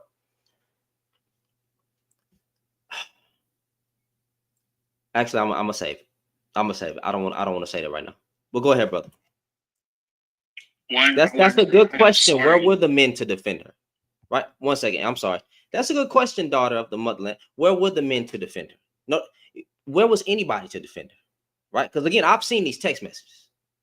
Right. And I don't take credit for anything. She'll tell you herself of how I got to know her and got to meet her, and actually how she's thankful. But I don't care about that credit. I love Black women. I stand up for Black women. And I'm gonna continue doing it. I don't care if that makes me a pander, simp, or trash, or however you men care about it. The news wouldn't give her a platform. Nobody would give her a shot. I was holding a single mother appreciation panel. She came up because she is now a single mother. Okay. And that's how we became alone. And then She was just waiting on me to open up my dialogue more to see what I'm about. And then I held a live about how can we get active in the community. Didn't know that she was a freaking community activist. She came up and it was over 100 people in that live, right? On my first page before it got banned. And she got to explain her story. And we were texting and we were in touch. We haven't texted lately, but I still keep her in my thoughts and prayers. And she know that she's welcome over here anytime. She was able to start her own platform. She got more confidence to start her own platform. And I think you're at like 5,000 followers right now. I am, and I've been trying to push the page, so I appreciate it. Yeah, so like she was able to build her confidence on coming live. I said, hey man, you got to get this out there. And me and a few other women, her name is Kat. Don't you something Kat? You love the cat. Black woman who has a page called You Love the Cat. She's always talking about the nonsense that black men been doing all the time. Cool, you know what I'm saying? Standing up for black women and what they go through. She was able to push her page. So we came behind it, and then people were supporting her GoFundMe. People were giving her gifts. I don't want anything. I don't want no credit. I don't care. Do not put me on a pedestal. Put her on a pedestal. She actually did the work. I didn't do anything but have a platform where she could come up and feel vulnerable. That's it. I'm not a good man. Don't put me on a pedestal. Don't say I'm a good man, blah, blah. I don't care about that. I don't care about your money. I don't care about all that stuff. If you want to support me, cool. I got you. But I'm not here for that. This ain't entertainment to me. So, brother, what I'm trying to say is that there are women, she actually in there, and when she needed us most, we weren't there. We weren't there. So when we seeing our women doing things, right? And I'm not in, Carolina, so I can't put this on all men, but even the men around her or the people around her, nobody was there to help. We need to move on a collective front, but she did make a change. She was trying to stop the women's of liberty or something like that. You mean the daughters of stupidity? Yeah, so she was trying to do that, but she needed help. But she got out there and lost her son in the process. I have to say allegedly, right? Because y'all, I know how YouTube work. But all y'all got to do is type her name, read her story, read it through and through. Read it. You take the information for yourself. And if you want to support this lady, right? This woman, follow her. She goes live sometimes. She's been talking about the same thing. Support her. Fuck me. My name ain't been on no ballots. Anywho, go ahead, brother. Go ahead. So one, I want to say I'm sorry for your loss. I cannot imagine any of that, especially being a father with 3 girls. I cannot imagine losing my kid. And my heart goes out to you.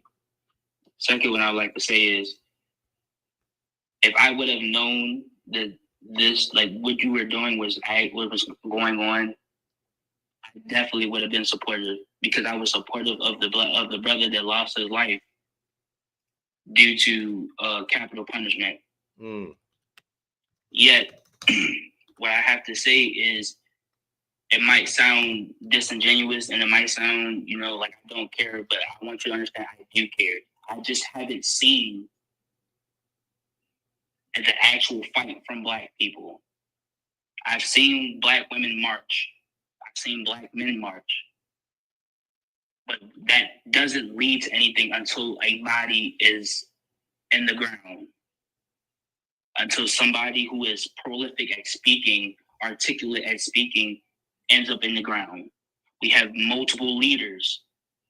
We have multiple organizations that have been infiltrated and dismantled and then destroyed by the same people that some of us actually want to put on a pedestal. And when we get on this app, everybody wants to be fake pro-Black. Everybody wants to have a solution, but don't actually have a solution to actually doing something. to better the community. And I understand that it's going to take a lot. It's going to take so much work. And nothing's going to happen overnight. But to get an actual following, to get an actual movement running, we're gonna need more than just bashing men into, and bashing black men into getting a move on and into helping. Black men should have been helping you in your situation. They should have. Yet they didn't. And bashing them or bashing any black man about it is not going to help the situation. Bashing black women to help us when they're saying, you know what, I did all I can do and I can't do no more, it's not going to help. At the end of the day, the plan that the YT community came up with worked. It worked so well that anytime we talk about having a collective strategy and actually coming up with a movement, it always falls flat on its face because the difference or the ideology that we don't agree on between black women and black men. That's all I'm saying. At the end of the day, we gotta get ourselves together when it comes to coming on a common ground, and bashing each other is not gonna help. So let me respond to that. Can I say something to King Ant real quick? One second. Hold on. Wait, time out here. Time out. Because I'm going to be fair. You haven't seen it. That's all you had to say. You understand there's more work? Cool. I've seen it. You know the fight's going on, though. But you're looking for this grand scale of, I think what you were looking for is something on a big grand scale. And sometimes, I mean, the best organizations and the best changes, everything starts off small. But there is a collective group of women that are out there. You know what? God dang it. I don't even want to bring that lady up who was freeing slaves overseas. I don't forgot her name. She, I don't know if people conspired against her. Oh, I don't know if it was blood pressure. There's so many conflicting stories, but there's a woman that recently died. She's 34 years old, and she was known for starting schools and freeing women who were, little kids who were being abducted, right? I'm gonna find her name. She was 34 years old. She started some schools, but I don't think she's Black American, but she's something. But she is Black, like phenotypically, but that fight's going on. There has been not too many lives of us talking about that, but hey, Dora, thank you. Sorry, because I don't know her last name. Dora, right? Dora did that. You can look her up. What's her last name? Can y'all type her last name? Can y'all type her last name in the comments so I can please get my facts straight? But she was freeing a whole bunch of chattel slavery and stopped a whole bunch of forced marriages with children. And she was starting schools and everything. The fight was going on. The woman was doing the work. Child brides. Thank you, Vanity. Y'all forgive me. Y'all know my mind be moving too fast.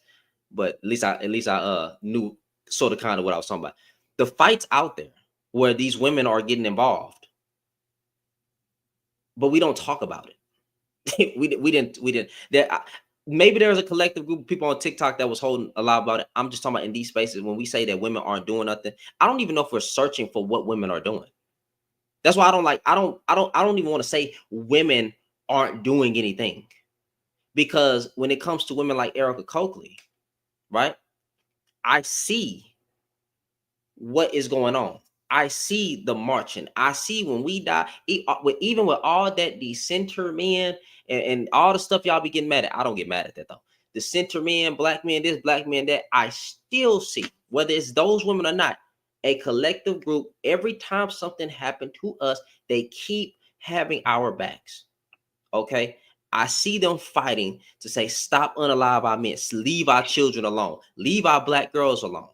and get active out there and willing to put their time and their life on the line to do it. That's why I don't ever say, because you don't see something, brother, doesn't mean it's not happening. And again, so I don't think you've been in, I don't want to, I know what's going to happen. I hope y'all, if you want to respond to King, I hope you don't say that he was trying to be insensitive. I really don't think he was, right? I really don't think he was. But brother, just say that you didn't see it. But just because you don't see something don't mean it ain't going on. Because it's definitely a fight that women are fighting. I mean, women are fighting against sexism. Women are fighting against misogyny. I believe that a lot of Black people are fighting in their own way or shape and form. No, I'm talking about actually getting active, though. I'm talking about actually getting active. I believe a lot of Black people are actually getting active. I just don't believe that Black women are getting active by themselves. Okay, that's just what it is. All right. Okay. I mean, I don't have a true rebuttal against that. I'm not even here to argue that. Desi, you wanted to say something?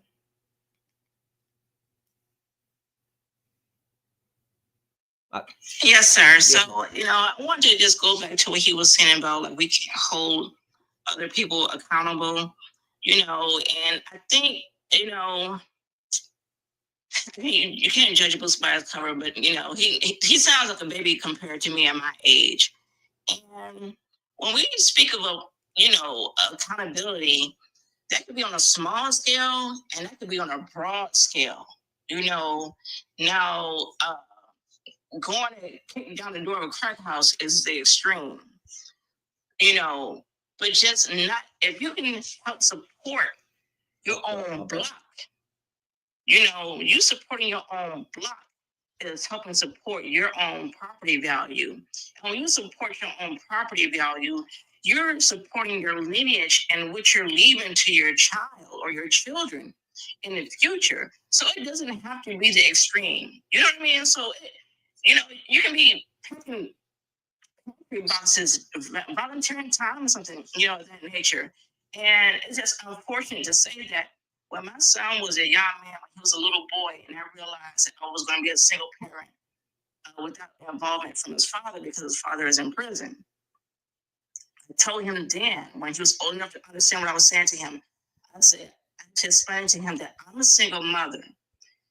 Some men are going to try to treat you a certain type of way because they know that we don't have a man in our household. And I need for you to not be afraid to speak up for yourself. Be respectful to an adult, but not be afraid to speak up for yourself. And I, in turn, did that for him. Be not afraid to speak up for him and myself, because it was my own father that told me, you're not supposed to be raising a child without a man, but it doesn't mean that you can't raise a young man. He started naming off the stand-up men in my family. And unfortunately, some of them didn't have fathers on their own, but they're outstanding fathers, they're outstanding husbands, and they're outstanding grandfathers.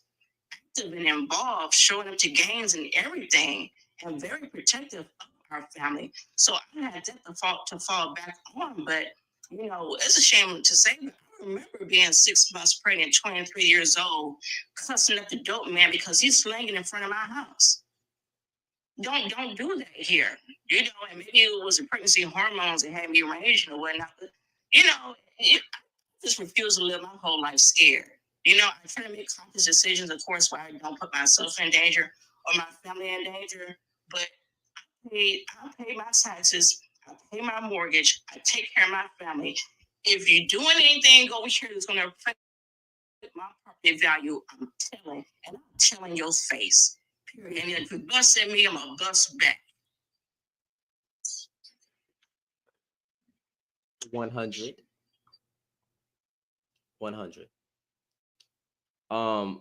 Desi, I'm not Desi. Miss Monet, you I'm trying to dog him or anything. I was supposed to go before Miss Jewel. Okay, go ahead. I didn't know. I wasn't paying attention.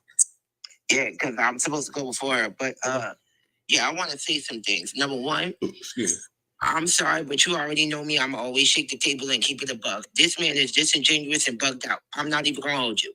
And I'm going to say why he's disingenuous. The fact that he sat here and first tried to come at mom like that, talking about them, I apologize for her loss, and then try to turn around and say something else. That's disingenuous as fuck. And I'm gonna keep it a beam. All right. Second of all, let's also keep another thing a beam. This man literally just sat here and trying to play again leopards in people's face. Because if you live honest, just because you do not see women who have been actively making change and the change has not been done does not mean that we haven't been doing the change at all. There are a lot of women like mom. There's a lot of women like me. There's a lot of women who got the Crowns Act. There were ones that started the Black Lives Matter movement. We were doing it on our own since A1 day one. And black men have not been around to help us with a goddamn thing. But the fact that this man has not seen it for himself, and instead of him just saying that he did not see it for himself, he wants to sit here and try to make it look like, oh, well, yeah, black men and women, we do the no, we're not the same. There's even a young woman now who's in the WNBA, who has her own land, and she bought that land for her and her family for generational wealth.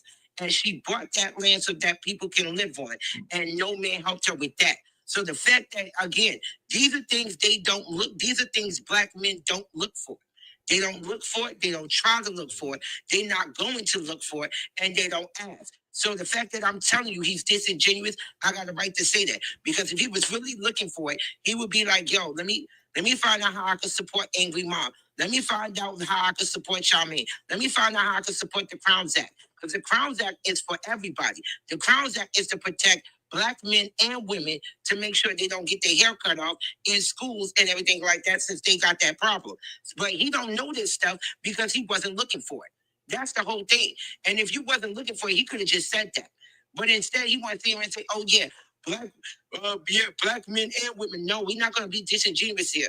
Yeah, black men do stuff, but like Shannon said, it's not more than black women. We have been active all the time. It's just that, again, when we get active, a lot of you are not looking for it, you're not asking for it, and you're not trying to help out. All you're doing is just telling talk. That just is what it is. I'll go ahead and go back. Okay. Miss Monet. Yeah, I'm trying to say my plane, just to piggyback off what she just said. Me or Charmaine? Charmaine. Oh. The state that I live in is literally, there was a teenage boy. I live in Texas, so there was a teenage boy with a crown that actually had to go into a vet, so this boy can keep going to school. And that is the same law that black women have actually passed through. But what I was just going to say is that the fact that you are wanting to see black women do it at a grand scale, not understanding those black women that have small businesses, a lot of times black people are going to buy from other black people, especially black women, which are the ones who have the most dollar in the community. And that's going to keep the dollar continuing to go into the community. My grandfather started the first black-owned grocery store in my city, and I inherited that. And now we do food drives. We do we actually even leave food out in the open so people in the community who are not able to do it can come and get food. So to say that you don't see black women doing it is because you don't want to see it. At the end of the day, you don't want to see it. Because black women have been the stride and the backbone of every movement that has been on. It's the civil rights. It can be the Black Panthers. It can be black women who, when black men were doing whatever they wanted to do in the 80s, and they got up and they went to night school and they got the education so they can get the college education, so they can go ahead and further themselves on, so they can continue to keep helping the community. You don't want to see it. And it's actually very disheartening because at the end of the day, you're not going to keep playing in our faces and saying that black women are not doing anything just because your male chauvinistic personality and the fact that you feel like you're a part of this kind of patriarchy is making you say what you're wanting to say. At the end of the day, black women have always been the backbone to what the movements are going. We are the mother of the land. We're the mother of civilization. We're the ones that help everything go on. And when you guys wanted to leave the community and you wanted to sell candy and DRUGSs, we were the same ones that were still holding the community down and keeping everything in check. So for you to come on here and try to say, well, Black women ain't doing anything, and honestly, I'm gonna also kind of piggyback off of Charmaine. What you were trying to say to Angry Mom, it felt very disingenuous. Because the only reason why you changed your tune is because you heard something that kind of pulled at your heartstrings because it was a Black man that was involved. So let's not do that. It was very disingenuous, and it kind of felt just like, oh, well, you know, I didn't hear anything about, well, I'm going to start looking to Black women and other businesses in my community and what they're doing and what I can do to help my community. I don't know my brain. 1 second. Go ahead, brother. Go ahead. So I'm not going to sit here and argue with anybody. You guys might have your own opinions on me regardless. I came on here to speak about what I said in the comment was that you can't hold Black men accountable. And I said the reason why you can't hold Black men accountable, all Black men accountable, because accountability starts with you. As far as me giving my condolences out to Angry Mom, that was sincere. You can take it how you want to take it, though.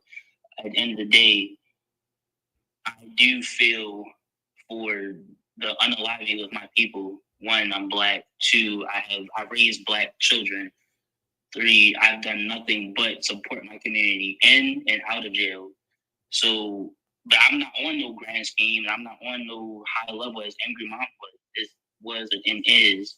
So you can't search my name up and ask for anything or look me up or anything like that. But I have helped out. I have thrown community parties. I have been a part of my community and trying to help my community as to donate shoes or just sign up to help people that was in need, you know. But yet again, this is TikTok. I don't expect you guys to care, neither do I. The point I'm making is that for the Black community, we need to do something other than blame Black men for not showing up as much and thinking that is going to help Black men show up more. Because a lot of Black men are ignorant. A lot of them are. And if you're smart, you don't really reel in stupidity or ignorance with bashing. You reel it in with something they want. That's it. That's all. Okay, well, so brother, I'm not gonna come at you like that. I'm gonna ask. I just want to ask you a question. I don't know if I was I bashing Black men over here. No, not that I just making sure that nobody could say that right now. If I was actually back. Okay, so with that being said, so I don't know. This whole bashing, yeah, there's certain lives where that's going on, right? That's that stuff, but if women are calling the lives that I see, there's frustration. But it's also accountable. It's also asking, there's lives where they're asking us to do better. If women are at the forefront and they're more active in the community, right? And they're saying, hey, we over here and we need your help. We doing this, that, and the third. Why y'all not showing up? Eventually asking questions like that, right, repeatedly, eventually turns into y'all ain't fucking doing shit. We out here doing this, that, and the third. We take care of these motherfucking kids. That's eventually what it turns to. Like, you can't.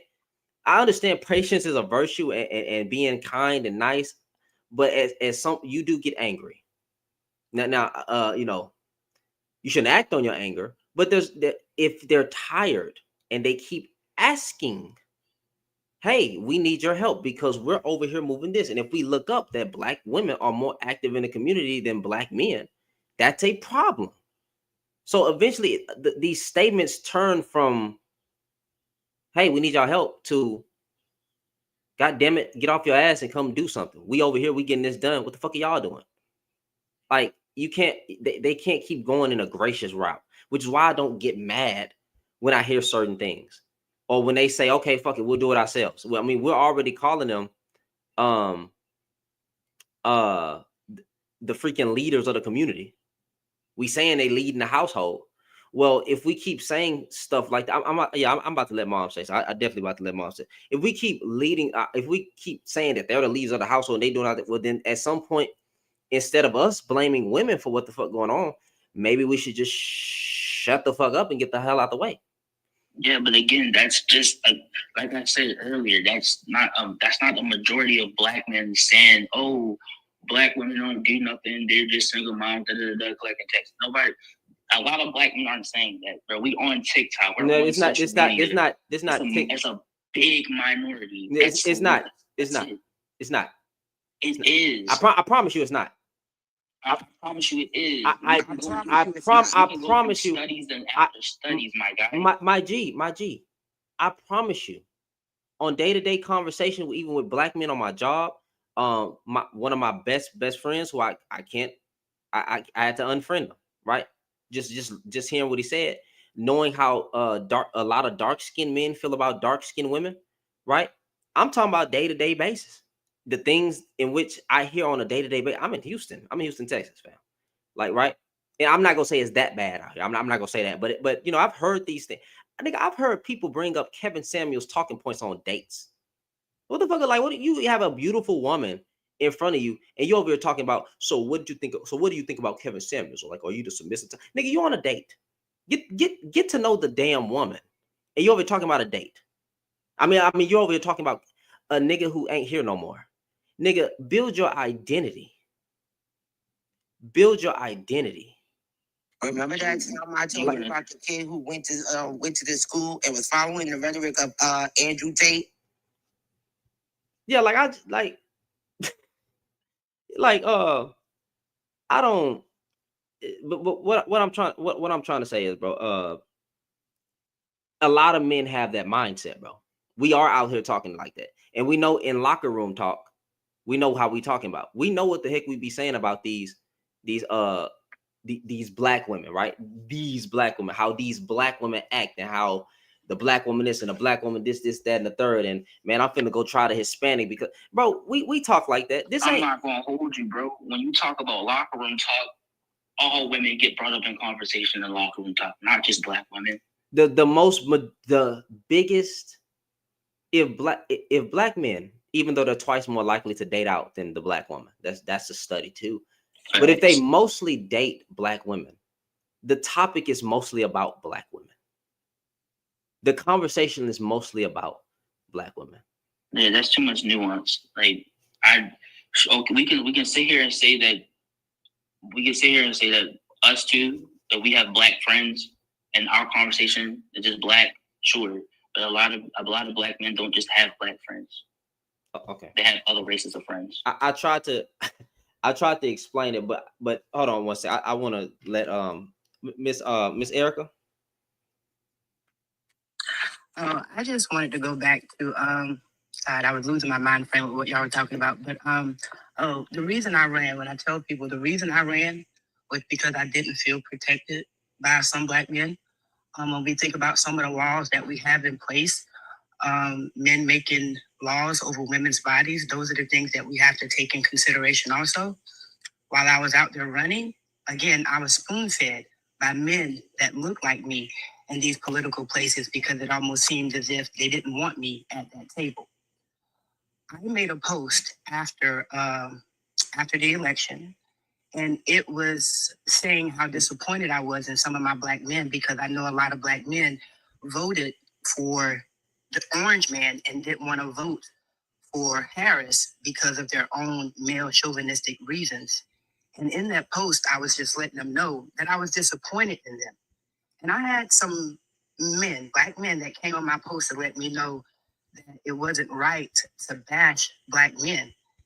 And I normally don't do rebuttals, but I wanted to let them know that as a black mom, as a black activist, as a black mom and activist who lost a black child and who's still raising black men, that I had every right to express my disappointment in my black men. So when I tell people, when I say things, y'all have to look and take it at us being disappointed, expressing how we feel at any given time, and stop looking at us as if we're bashing black men, because we're not.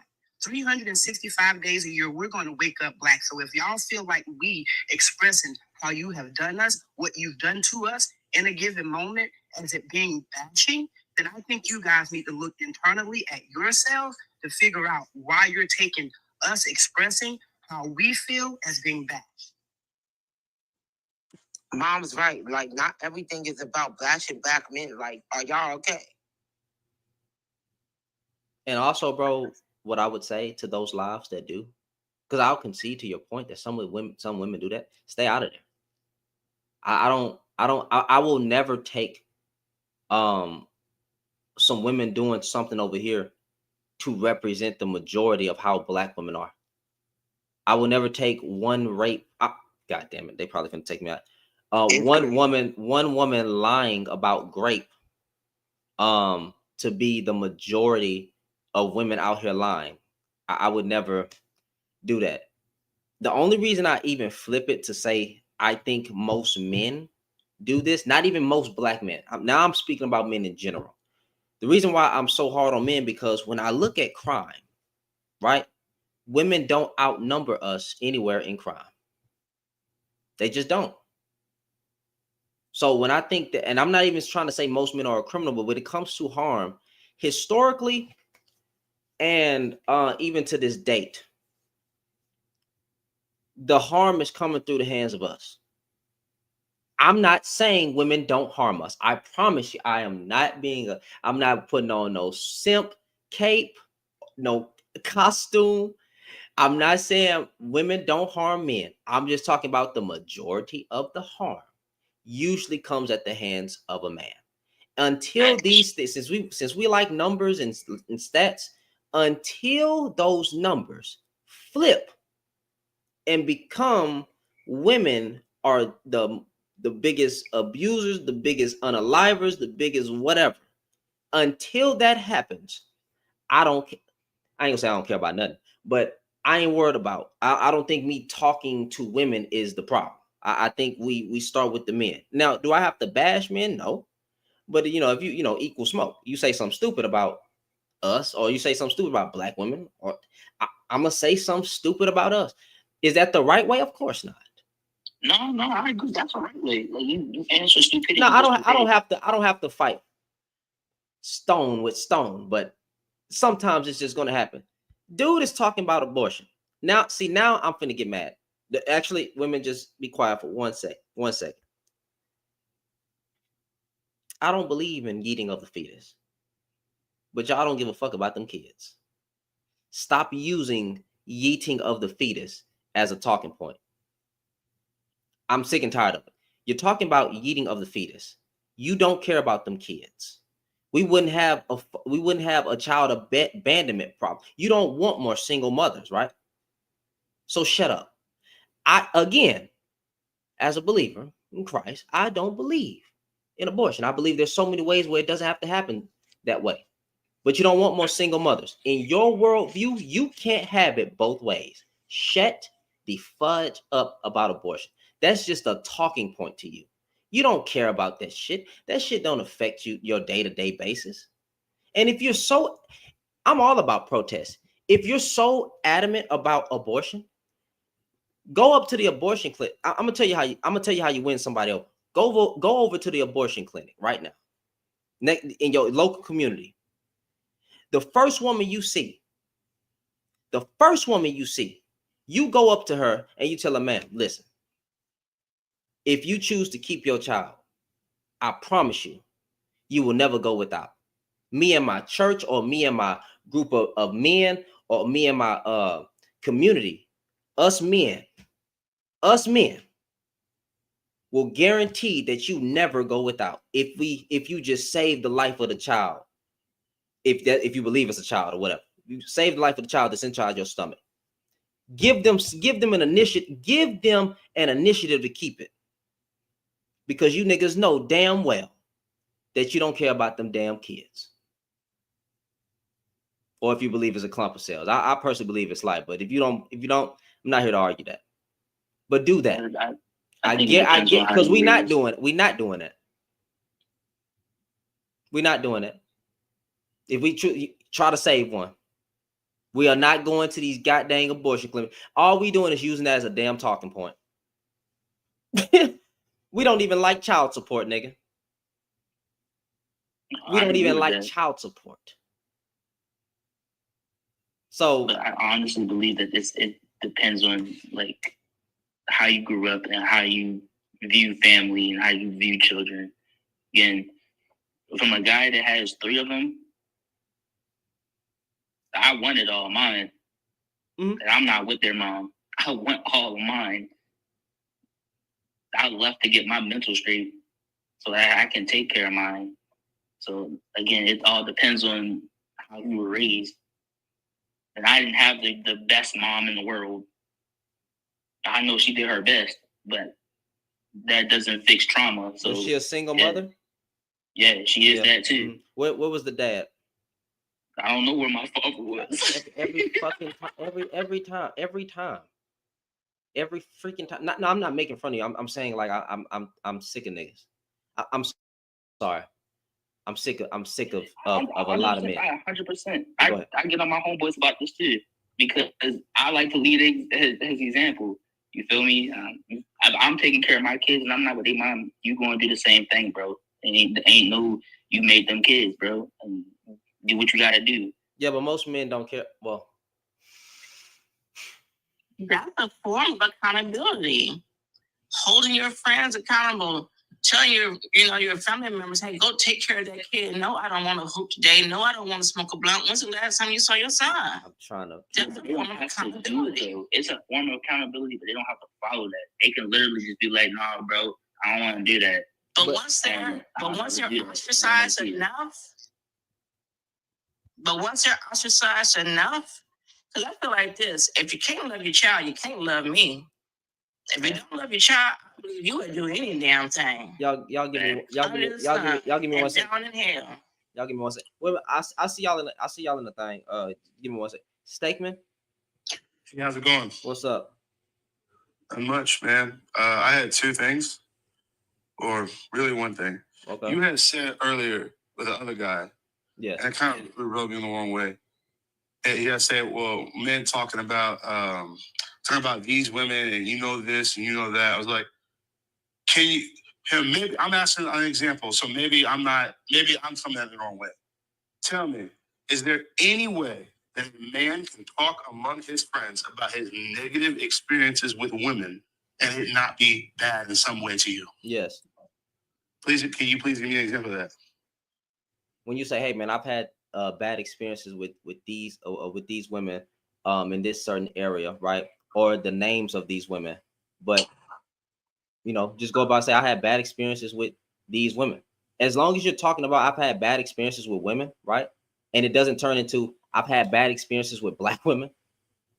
That's the problem. When you take your bad experiences and you deem the whole race of Black women to be the problem. That's the problem. When you turn your negative experiences to then say the Caucasian woman's better. That's stupid. Maybe that's just the women you chose. You should choose. No. I don't agree with saying Caucasian women's better. I don't agree with that. No. Well, I'm just giving examples. I wasn't saying that you're doing. I'm giving an example. As long as you can talk amongst how you're a bad example to women, but as long as you're not bashing Black women to just be, let's say you were dealing with for the sake of the argument. I'm not calling women ratchet. I'm just using the term that men understand. Let's just say you were dealing with a ratchet woman, right? A very, I don't know, inappropriate woman that you would deem just, I don't know, ratchet for the sake of the argument. And you kept dealing with ratchet women. You are the common denominator in the people you date. You could talk about your bad experiences, of course, but don't let it be like, man, these Black women out here, they just ratchet. That's the problem. We don't have balanced conversations. We turn it into we shouldn't choose better. It's just the women are the problem. Man, these women out here just trash. These women, boy, I swear these women hit. That's what it turns into. It's not like, hey man, I was messing with this group of women. She was very disrespectful. And I had to get up out of there. Or, she cheated on me with my best friend or whatever the situation may be. And I had to leave her alone. Okay. Can I say two things real quick? Okay. One, I understand what you're saying. And it's like, don't like paint don't paint a whole group of people as X, Y, and Z. And that's true. You probably shouldn't do that. But it's like, but I'm gonna say it like this. For example, here, let's put it with a group that we have to empathize with, the Black woman, right? If a Black woman goes to a group of 5 Black women and talks about their experiences, and they have negative experiences, all of them bad, the worst things ever, worst, terrible. And now, when they get in front of Black men, and the Black men are either not invalidating or not not even like trying to mess with that idea that could have happened, Black women are gonna get mad, right? Black women are gonna get mad at what? No, Black women are going to get upset that their experiences are not being validated, right? Yeah. So I'm saying, why? It is like we cannot hold any weight. And I'm not, it's not even saying that all of the Black men's experiences are like completely validated or on all women and all women need to be held accountable for that, because that's not true, no. But it's like their reactions may be irrational to you, but they're not random. I feel like a lot of Black men's experiences when it comes to whether it be one mom, I know I'm a weird exception to this. I had an amazing dad and a terrible mom. So it's like growing up with the experience of my mom did X, Y, and Z, and it's like almost every time it is your dad must have did something. It's like, holy crap. I feel like if a dude came up and said that his mom, the dad did something wrong, his mom must have did something. There's no way anyone's gonna let that fly. And that's just like my experience. And I come to a group of dudes who also have similar experiences and women, and like there's no way like anyone, and I'm not saying like you're a part of that problem, no, but it's like there's no way it's ever gonna be validated or ever gonna be like just like the way some of them, not all of them, there's no way it's not all of them. The way some of them talk to us, it's just not. It's dehumanizing 101. Thank you. You said the way some. So when you go through something, right, and you try to explain yourself to these women, or to women, or whatever, right, and they get to invalidating your experience and want to use it or weaponize it against you, leave the conversation. It's not a group of women that you should talk to.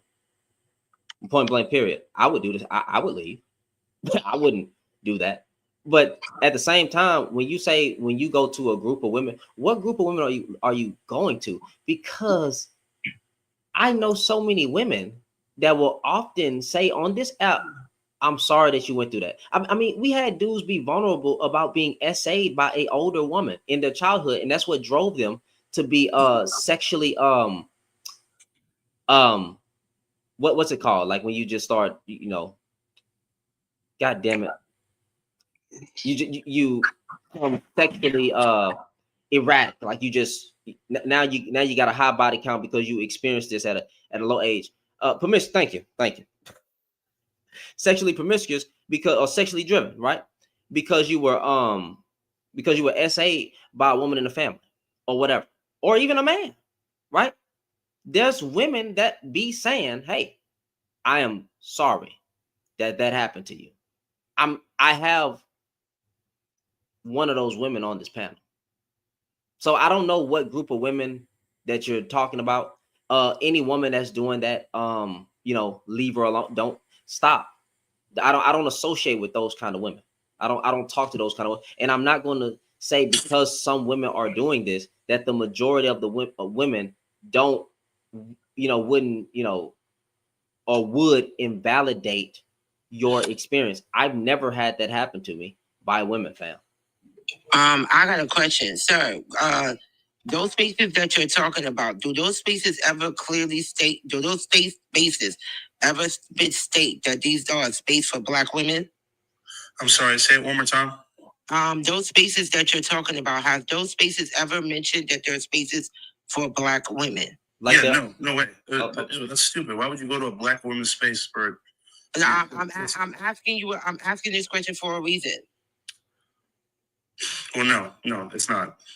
So they said that there are spaces for Black men and women. It's like it's people in public. It is like certain Black online spaces where it is like Black people, men and women.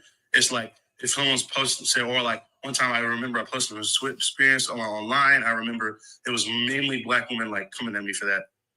Okay, so you're saying that when you went to a woman who was talking about her experience, and it was a space for just Black women, you went in there. I didn't say that. No, I don't. I didn't say that. No, you said when you talk to a group of women, right? Mm-hmm. Go ahead, finish the sentence. When you talk to a group of women. Oh, me? Yeah, you. Yeah. Repeat. It was like a group discussion. It was multiple dudes with me at that time. Mm-hmm. It was multiple dudes. We were talking about it, and I remember another girl dudes with friends was talking about it, and then they came up to us. I think that kind of thing like a personal thing in person doesn't happen. I'm just saying that thing directly happened to us. Okay, so women invalidated y'all experiences, but y'all didn't invalidate a woman's experience. Oh, I'm not saying we didn't validate a woman's experience. I'm saying just like wait. Let's clear that up, because that's going to come across the wrong way and it's going to light a fire on people's ass. I literally just said, brother, I don't know if you heard me, okay, but I said when you went up to those women, they invalidated y'all's experiences. But I said when women came up to you to talk about it, you didn't invalidate women's experiences. But you different scenario. But out of your mouth, you just said, "I'm not saying we didn't." I thought you were talking about in that conversation. No, in that conversation, y'all men did not invalidate those women's experiences, right? Well, our experiences are going to invalidate each other's experiences, no? But you just said the women invalidated y'all's, right? Yes. Am I not making sense? Okay, wait, time out. If you went up to a group, because I'm asking for context so I can respond. Yeah. If you just said the women did not invalidate the women did not validate your experiences, so they invalidated. And then I said when they came up to you, yeah, right? Y'all did not invalidate their experiences, meaning you did validate their experiences. You said, I'm not saying we did or didn't invalidate. Like, what are you saying? It was done to you, but when they want to be vulnerable with you, it's not done on the same time. Like, if I want to admit fault to that, then absolutely sure. Oh, okay. I mean, we were angry at that point. Sure, we did not validate their experiences. No. So Nick, hold on. How you gonna give me bro? I was rooting for you. I was fucking rooting. Man, we're terrible with X, Y, and Z. But what? I was rooting for it. I was rooting. Wait, did he say all? Men? I didn't say all men. I was rooting for you. I was actually ready to say, hey man, I'm sorry that happened. That these women invalidated your experiences, and then when they came to talk to you, that y'all actually validated theirs. I think that's messed up, right? I was ready to say that, but then you just said, "Well, no, because we was already mad." I mean, well, fire with fire. I mean, what was the point of the story? So please put a hand clap for me, because I asked those questions for a reason, and I knew that the point was coming. Put a hand clap at me. Put a yay for me, y'all. I mean, no. What I want to know what you were trying to articulate. I really do. I like figuring shit out. Yeah. I'm saying we came through our hand. Okay, so the point is both of y'all invalidated each other's experiences. So yes, both at fault. Yes. Okay. Now, what do I do with this? Whatever you want to, I guess. I don't know, bro. I don't know if there was an actual point.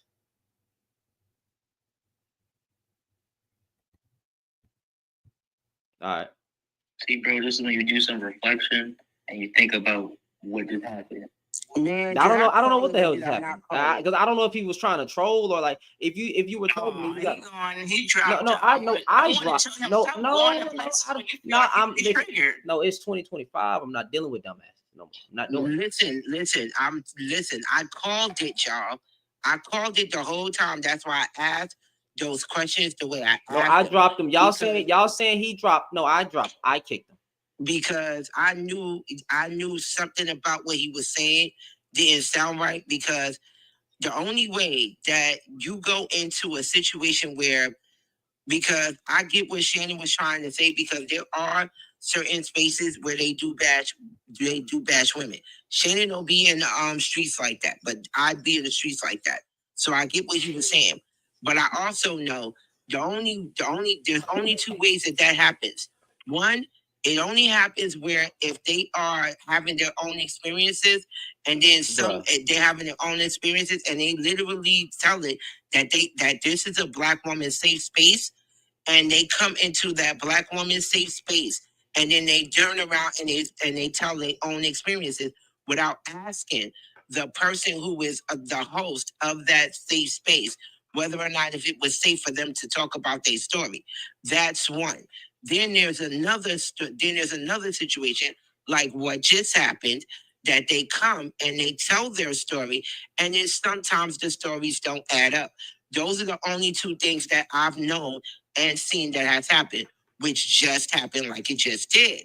So that's why I asked the way I asked the questions, because I wasn't trying to invalidate his experience, but I also kind of figured that something was off, because why would you sit here and say, oh yeah, I go to these spaces and I tell my story and my story gets invalidated, when the only two ways that could have happened is either you were invalidating the woman's experience right along, and that's how the conversation got heated, or you went into a space that everybody in the women were validating each other's experiences, and you got caught up and thought it was a safe space for you to go into that space where the women were validating the experiences together, and you thought it was safe for you to go ahead and talk about your story.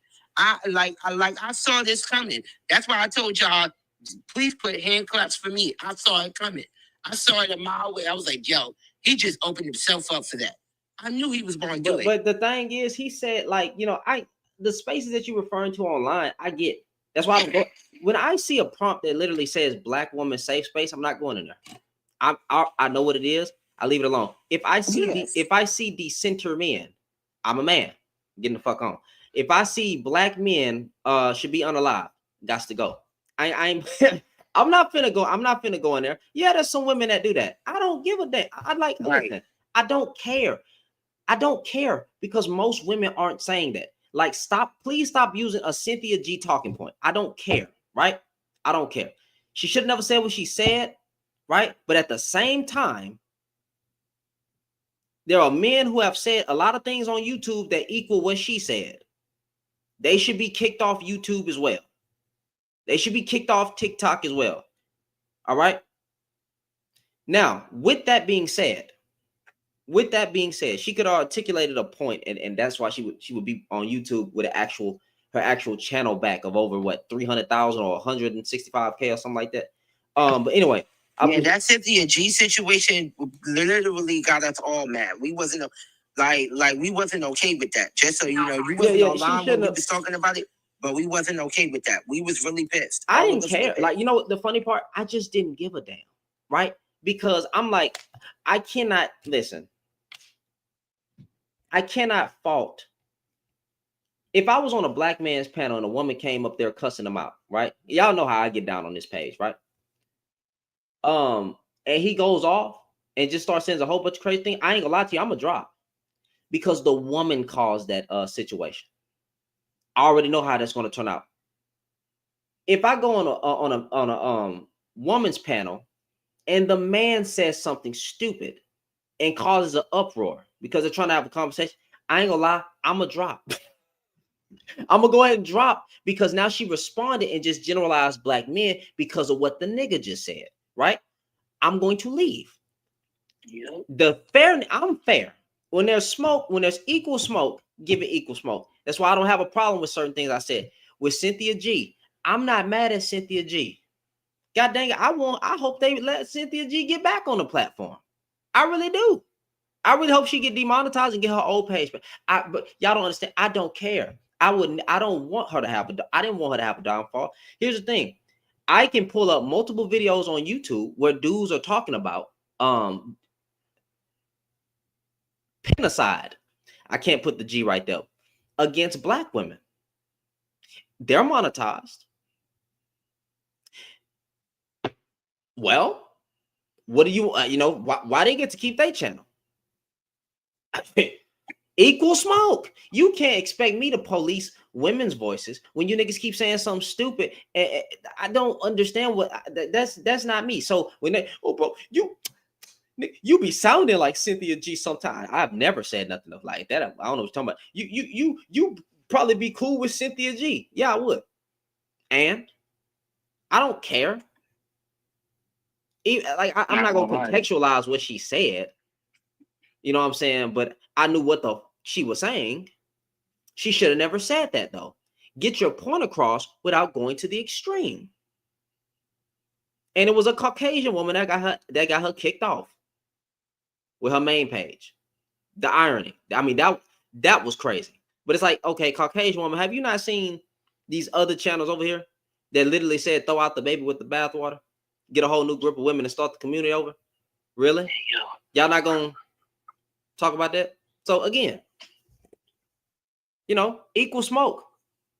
Trying to police the woman's voice, but then can I just say something real quick? At the opposite end too, you literally had somebody like Tommy Sotomayor who was on YouTube for years. That boy said the darker the berry. That boy said the darker the berry, the dumber the bitch. That's crazy. So we can't be like crazy. Definitely like Tommy Sotomayor was literally on YouTube for years, putting this rhetoric out before these whole podcasts and the Fresh from Fish and everything else. He was like on here for years. And then again, I'm sorry, I interrupted. That's my fault. Go ahead, continue. My bad.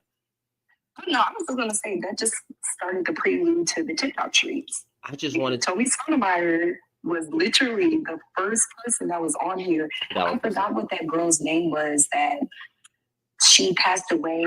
She was like in that freezer. And he literally disparaged this 18-year-old girl. He pretty much just said about her outfit and everything else. And he was just like, yeah, she deserved to get what she got. I just can't. What? Yeah, I feel like everybody thinks they're like good until they get checked, and then somebody's truth come out about, yeah, bro, you weren't good. You weren't a good person to me. And then it's like, oh no, I was a good person. Them niggas was nobody never really right. They were never good. They were never good. That's why I get mad, because like that's just what it is. That's why I get mad, because niggas pick and choose what they want to advocate for. Point blank, period. That's why I don't play that whole both sides stuff. I don't do that over here. I'm not a black male advocate. Don't ask me to be. What kills? I do both sides. I don't. So much news. What kills me is people will argue you down about being just decent. Like, decency is too much to ask nowadays. People will argue you down about being a decent human being, and decent is a bare minimum. Niggas can't spell decent. Cause I'm gonna play devil's advocate. Hold on, brother. Prosperity. I don't know how many times I got to tell you. This is a black space. You better learn to jump in. I don't want to be rude, but hi everybody. Yeah, It's been a long time I've seen you. So I requested to come up to talk to King. Right? To who? Talk to King. I wanted to address some of the things he said. So I kind of had a problem because to me it seemed like King was being disingenuous, right?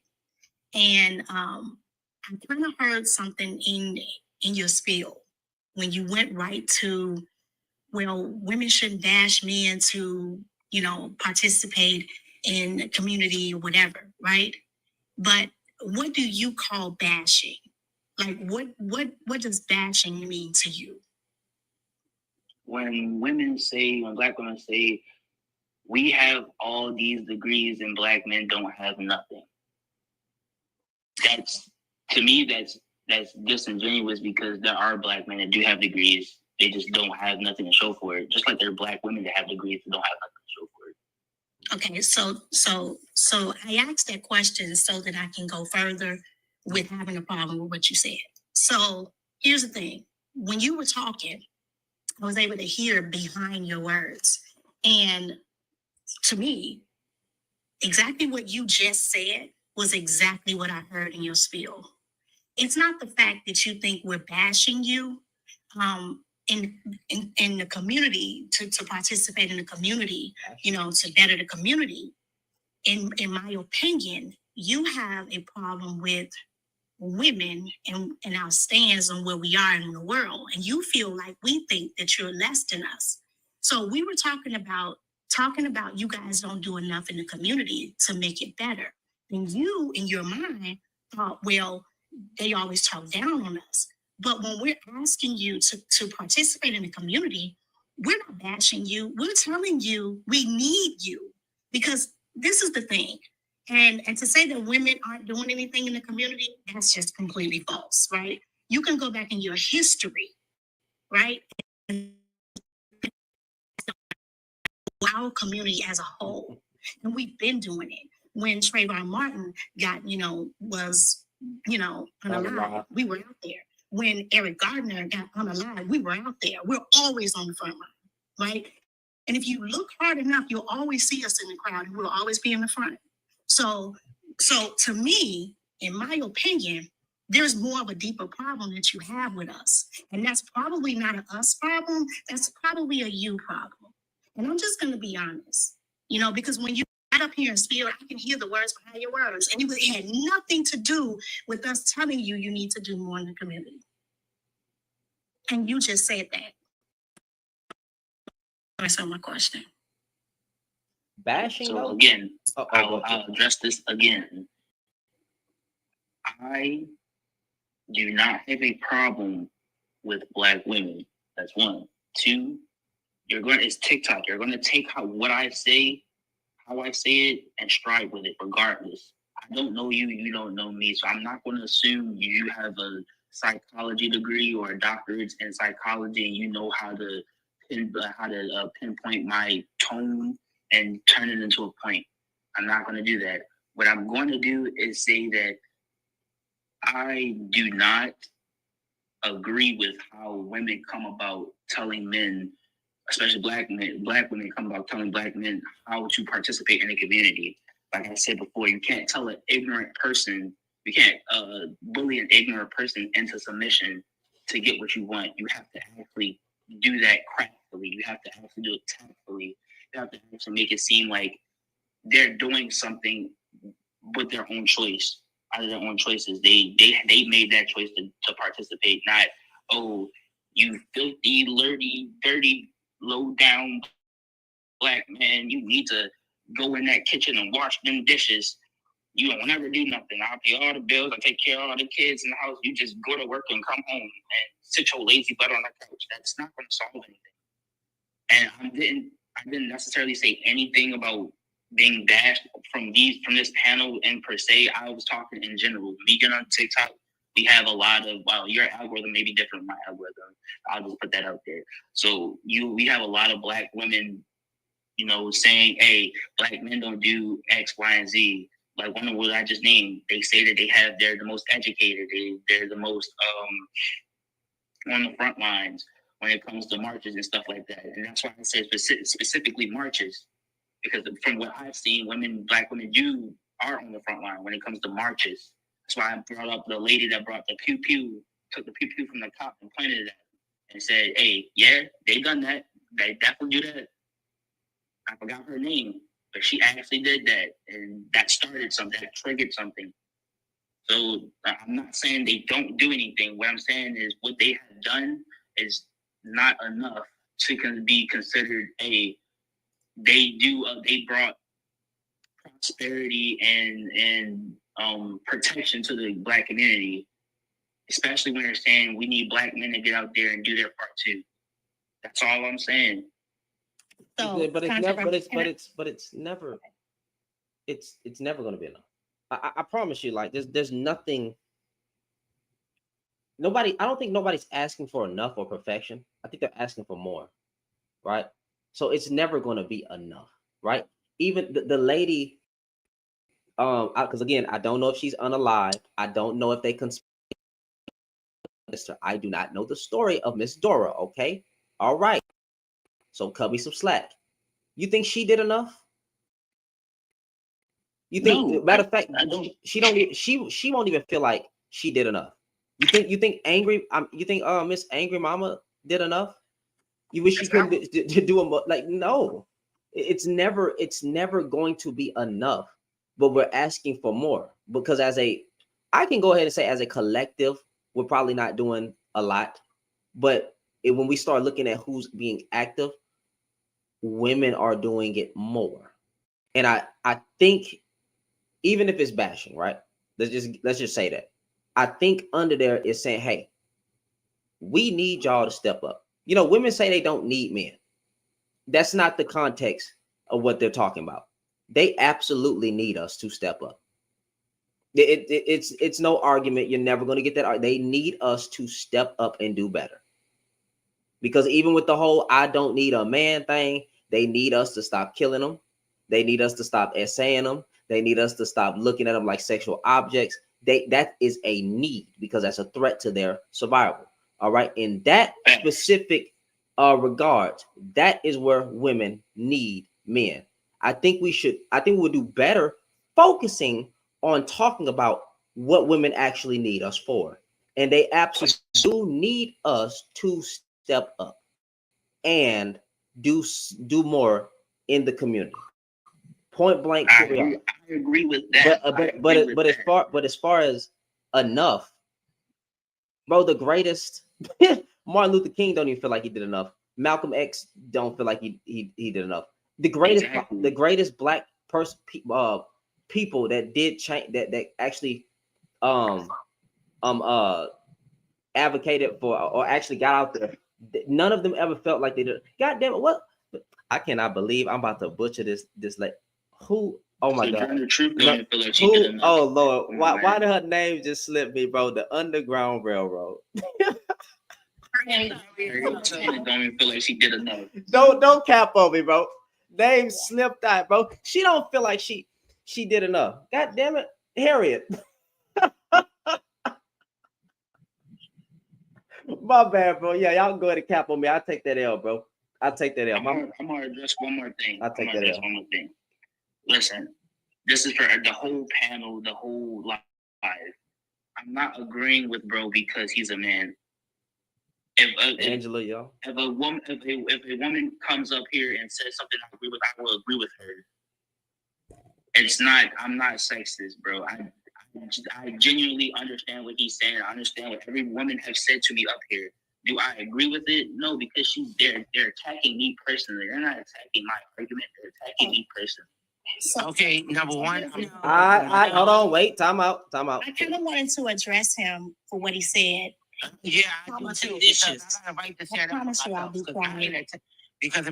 Because as petty as I am, sir, if I really wanted to attack you, trust me, your feelings will be hurt, Shannon will be cracking up laughing, and we all have a ball. Believe me, I'm that petty. So Shemaine, hold on. No, but wait, time out, because I'm about to step away. I'm asking you to hold it down for about 5 minutes. Please keep it respectful. I don't want to come back to any yelling or anything. But y'all can address that. But I'm about to step away for a second. All right. All right, I got you. So again, I'm sorry that you felt that I might have been bashing.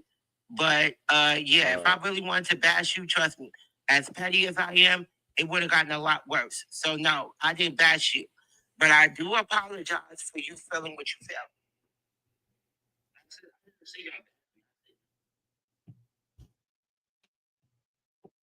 I ain't really stepping away, y'all. I'm gonna let them rock out a little bit. I'm gonna let them rock out a little. What the heck? I really could have just said like, "Hey man, I'm about to address YouTube real quick," because I don't want to interrupt their conversation and keep Miss Shelley waiting. I take that lie. Y'all gotta tap me on the chest with that one. How you doing? I'm doing well, thank you. Can you hear me well? Yes, ma'am. Okay, so I'm gonna say two things, and I'm gonna make it very quick.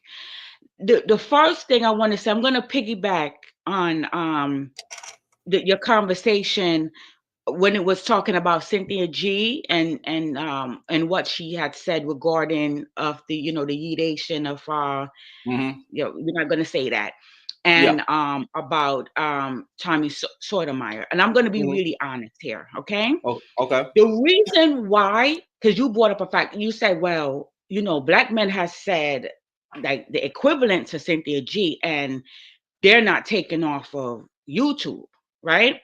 Hmm. The reason why, okay, we got to be honest here. The reason why is because they have a lot of black woman followers, okay? Tommy Sotomayor had came out on several occasions and said that the biggest what's the word the biggest how you say the word, the Contribution. biggest, yeah, that Contributor. Contributor. contributor on Contributor. his channel, Yeah. yes, was black woman, okay? And I remember back in those days I used to go on the panel and argue and everything and stuff, and he was supposed to do a documentary Mhm. about fatherless homes, and he was getting donations, he was collecting donations to make the documentary. He never made the documentary, just like Dr. Umar never made the school where which black women were the one that was funding his school, but he never built it, okay? Mm. Tommy Mhm. Sotomayor came out and said that it was black women that was funding his project, and that it never came out. He used that money, okay, because I was back in the days Yeah. to he was staying in, I'm telling you, you could look it up, you could ask any OG on here. He was using that money that black woman was giving him to stay in mansions. He was buying cars with it, okay? The just like with the one that died, you say you don't want to mention his name. He Oh, had a large, Kevin Samuels. Yeah. yeah, because a lot of a lot of women, a lot of black women were calling up his show, okay? And that pushed him up in the algorithm. And I was listening to your live, and I don't know who it was. I'm not good with names, but the man literally said, right, that it's black women that are calling up these shows and pushing these black men's number up. Okay. And also, when Cynthia G said what she said, it was black women and black men who reported her and got her channel taken down. Okay? Black women contribute to a lot of the stuff that these black men are doing. And what I have learned over the years is that I had to stop doing that, because my presence is what's making them money. Me going up there and arguing with them is what's making them money. Okay? And I need for black women to realize that you have the power, and our power is silence. And I know that a lot of black women is going to say, well, no, Shelly, you can't say that, because we have to push back on the rhetoric that these black men are saying. But at the end of the day, when these black men, it was in your chat, and the black man said, well, I won. And the other lady was like, well, how did you win?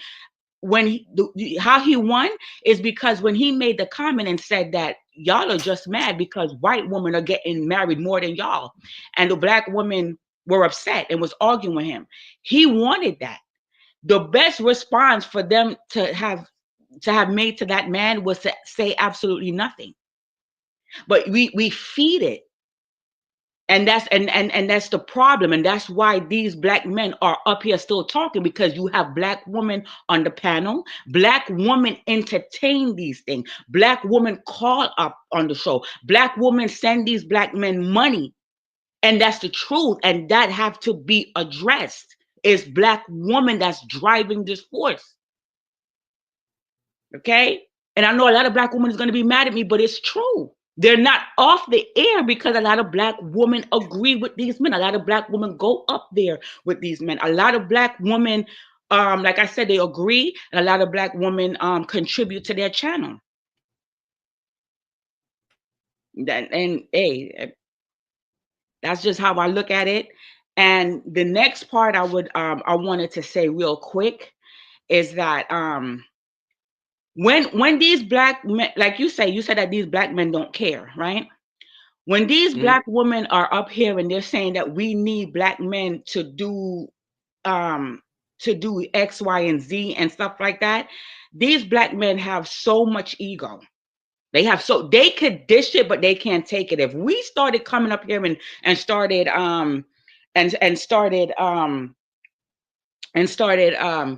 like how they would say that how white women are better or whatever. If we turn the table and started to do to them like that, they don't like it. That's why they hate Cynthia G. You understand what I'm saying? But I need Black women to focus on us. That's the problem. You hear these Black men that saying that they don't see what y'all are doing. So if they don't see what y'all are doing, then stop doing it. You look at the femicide rate. You look at the Black woman in the hospital. That's when they go to give birth and they're dead. Why don't Black women focus on those things? Why don't Black women get together and say, hey, this is what's going on in the hospitals. Go to the legislator, sign bills and stuff for that. If Black men don't see the help that we're giving them, then stop doing it. Stop going. The marches have gone down, and I'm very proud of that. The marches, I have not seen Black women really out there marching and stuff like that as they did, with the George Floyd situation. But I need Black women in 2025 and beyond to just more focus on ourselves. Focus on yourselves. You understand what I'm saying? Leave these Black men alone. If they're saying that y'all are not doing anything for them, then don't do anything for them. That's how it's gonna change. Your silence is power. Remove yourself from the equation. Stop going up on their podcast. I understand it, Shannon, what you said, that when they put it in their channel, it's like inciting a riot, because you start off with Black woman this, Black woman that. Don't go on there. Do not argue with them. They don't care. Stop. Just stop. You're giving them the spotlight. You're the one that's making them famous. Angry Man wouldn't be famous if they didn't have Black women on his panel. You know how much he cursed them out, and they still come back. And one more thing really quick before I go.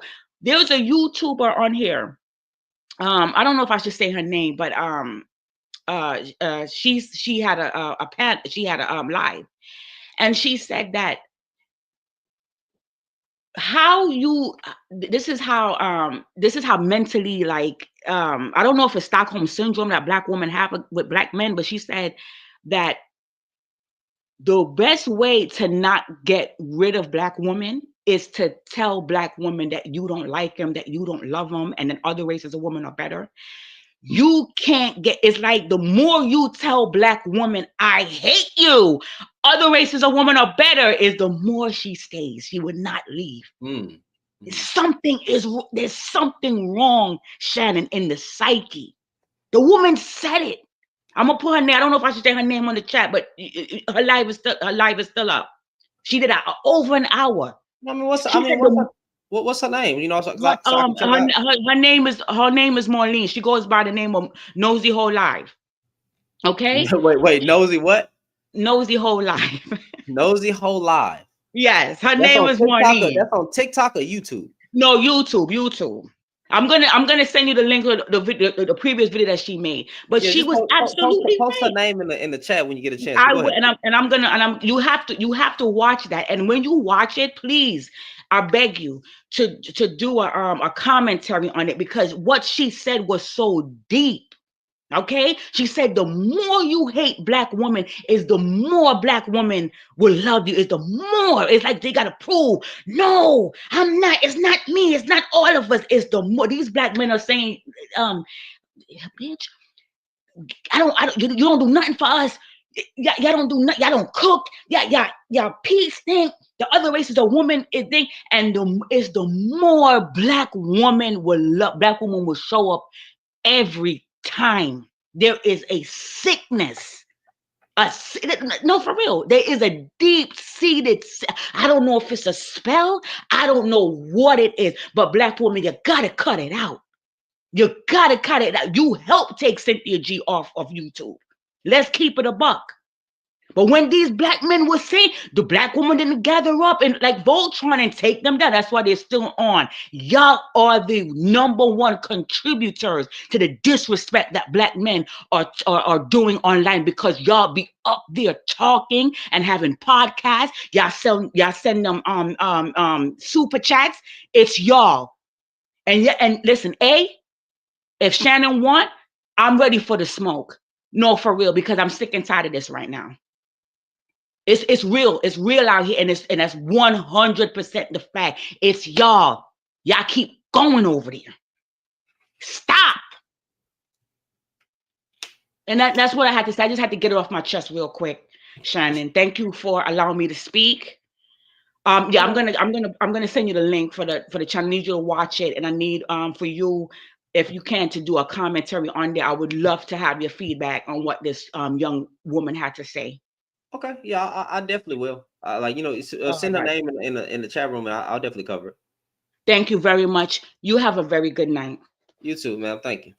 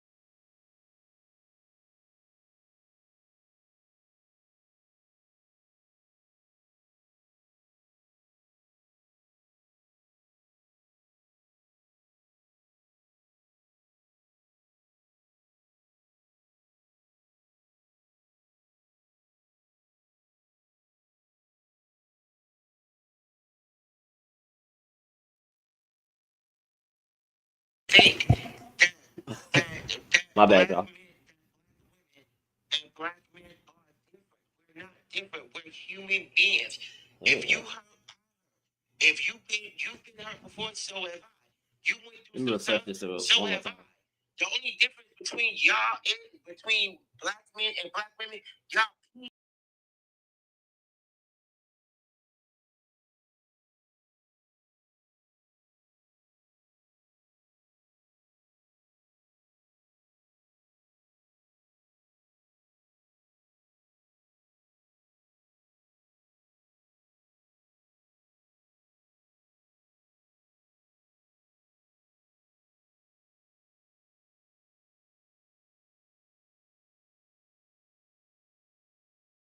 dealt with trauma. And I'm gonna take it all the way back to slavery. Y'all got black women had brutalized 10 times more than black men did. We still got brutalized though. How did y'all handle that? I'm still here. Right, exactly. How did y'all handle that? Y'all kept the families together 400 years from then. Y'all have made it y'all mission to be strong, be the backbone for the black community. Now, black men went away from that. They stopped being that. That trauma was so tantalizing to them that they decided to give up. Even when we got the Black Wall Street and we had our own black cities. Eventually, that those black men that were so mighty, that stood for their community, that stood in front of their black women so that they could be the spine and supported them. They eventually went away, and that was all planned and designed by the YT people, YT supremacy that we live underneath till this day. But no matter how much people say it, it always goes back to the individual, the black woman and the black man. What are we not doing? And that is the ultimate. Okay. Well, time out. Okay. I'm gonna say it like this, and I'm gonna leave it alone. Hold on, Desi. Hold on, Desi. Desi. hold on, let them talk for me. Hold on. Desi. I don't know where we at right now. I ain't gonna lie. I think we going forward. I mean, we going all over the place, but based on what's saying, it seemed like we got some history lessons going on. I really don't give a damn. And I don't mean to say that with disrespect. But let me put it like this. You can't attack the system until you're walking in code.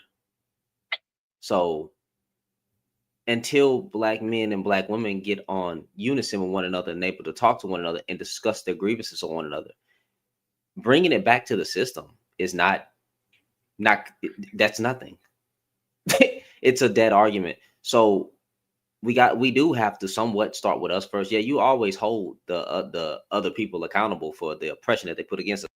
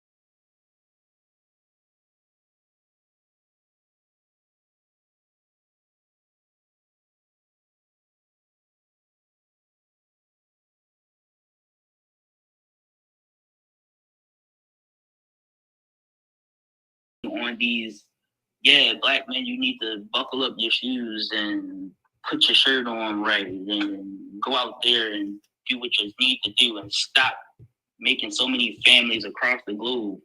Bro, we go through these little, and I'm saying this stuff because it's detrimental to our community, but these talking points don't ever stop. What's detrimental to our, because nobody cares. What is detrimental to our community? How is what we're doing detrimental to our community? What I'm saying is having families outside of having families everywhere as a black man. Yes, that's detrimental. With no black man taking care of their kids. That's not what I'm talking about. How is online discussions trying to get to a point where we can talk to one another? How is that? I didn't say that was detrimental. What I said was we have these discussions. We have these discussions about what is detrimental to our community. But again, we have to hold each other accountable, and holding each other accountable isn't plausible nor realistic because that has to do with the time out. Yeah. Pause. Because now I'm confused. You said we have okay. And I'm not picking at you. I promise you, I'm not picking at you, but I'm never gonna be that type of dude. Now on another live, where the dudes be ready for the smoke and they wanna make this about entertainment. I'm not gonna do that. Listen, you said we have to hold each other accountable. But then you said it's not plausible. I'm not understanding. So I want to give you this opportunity. Can you make that make sense for me? So I'm gonna shut up. I really want to understand. Okay. So where I just brought up about men making families all across the globe, black men making homes all across the globe and leaving their families that they made, right? Mm-hmm. That is detrimental to the community, right? The black community, right? Okay. You telling black men, hey, stop doing that. That's you trying to hold somebody accountable, right? That's you trying to hold black men accountable for their actions, right? But if they cut the phone off and go walk out in the real world, who is to say that they're not actually going to keep doing what they've been doing, which is making homes? Okay, so I think this whole account, I'm just because we're having online discussion doesn't mean the act of holding somebody accountable in real life doesn't apply. We know who the trash men are. Like, let's just stop. And I believe most men are.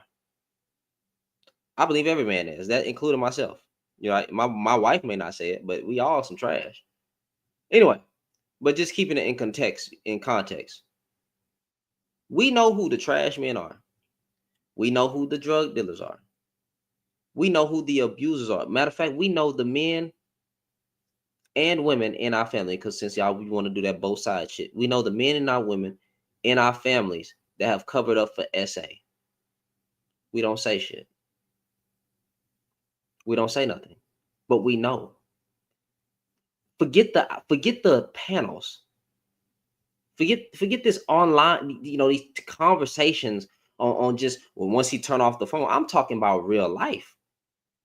This what I'm saying online can be real life. We don't even hold our homeboys accountable. You know how many niggas say if his homeboy is cheating on his girl, which again is trash, that ain't his business? No, that absolutely is your business. Because if you really cared about black people, you wouldn't want no black woman getting hurt. And you would call out your friend. Put hands on him if you need to. If you want to get spicy with you. Because sometimes, men fight. Right? And cheating is a form of abuse. Now, hold on, 1 second. A lot of us cover for our homeboys BS. So we don't even hold our own homeboys accountable. So this idea that once he turned off the phone, there are things that we can do in real life right now, which we literally as men say we're not going to do. We'll see a crime happening. What do we say? It ain't got nothing to do with me. I don't snitch. Don't snitch. Don't do that. Don't be a tattletale.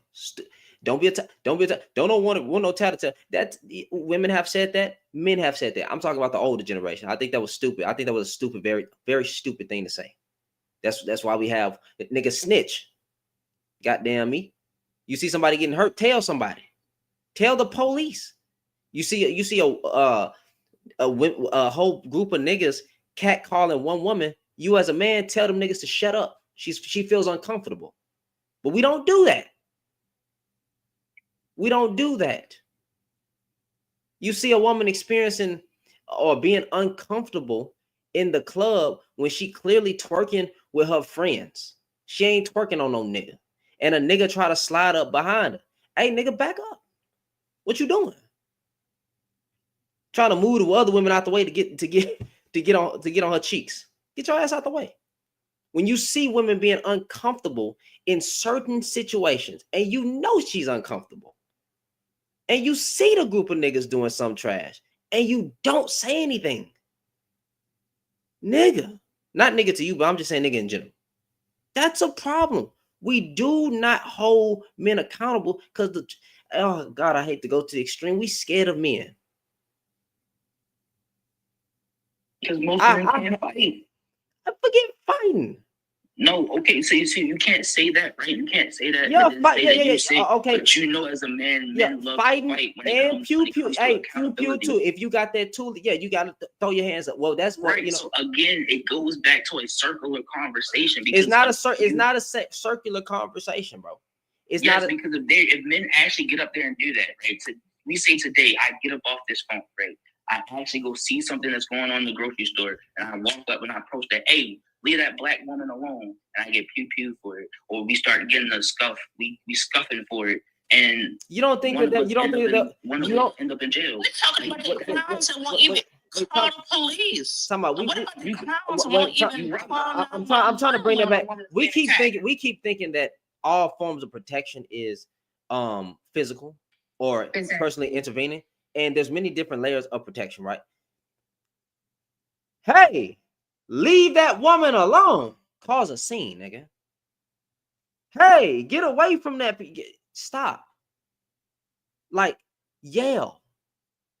Do that. You don't have to be Superman. Nobody's asking you to be Superman, ma'am. There's many different forms of protection. Sometimes causing a scene will bring alarm to the situation. So, but protection is not always physical. So you worried about getting pew. I get it. Now, here's another problem with your argument. And we all have to do better with this. But I'm about to say something. If you're not willing to die for your community, then you really don't care for it. You ain't gotta tell me twice. So I mean, and again, I'm not trying to use because you wouldn't have brought up that situation, so you don't know. We're having a debate. I have to bring up logic. But again, if you're if you're afraid to, the biggest advocates for community lost something. God damn it, we have a woman up here who lost her son. Literally just trying to be part of the school board to make a change in education. She didn't want to lose her son, but she lost something in the process.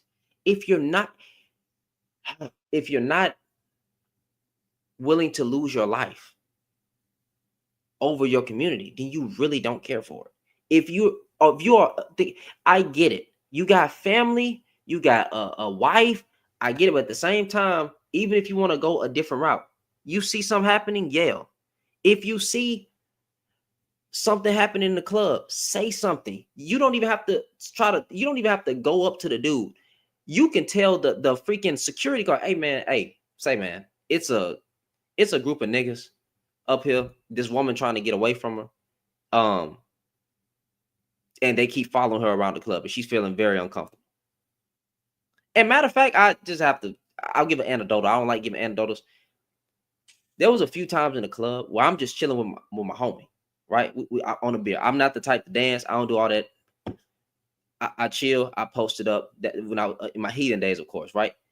Women came over to us literally because we didn't look like we would do anything to a woman, and we were chilling.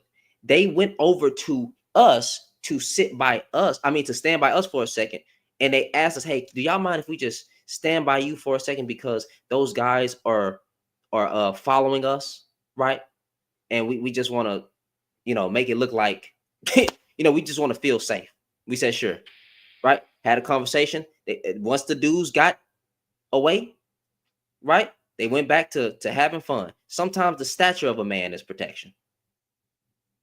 Yes, very true, because it's been very times, and I'm pretty sure a lot of women on here can say there have been many times that we will go to a certain group of men that we know, okay, they not on that type of time, just so we can feel protected. And men don't understand that. It's real. It's very real. Still, when I do go out to a bar, I still go out to a crowd that's 10 years or more older than me. So I won't have to deal with the crap. And someone will be a gentleman and walk me to my car and make sure that I'm okay. Exactly. And going back to what King said, he always keeps going to these extremes, like, oh, if a woman gonna jump out the store, I'm gonna jump in and get pew-pew. Keep going back to, what about protecting your perimeter?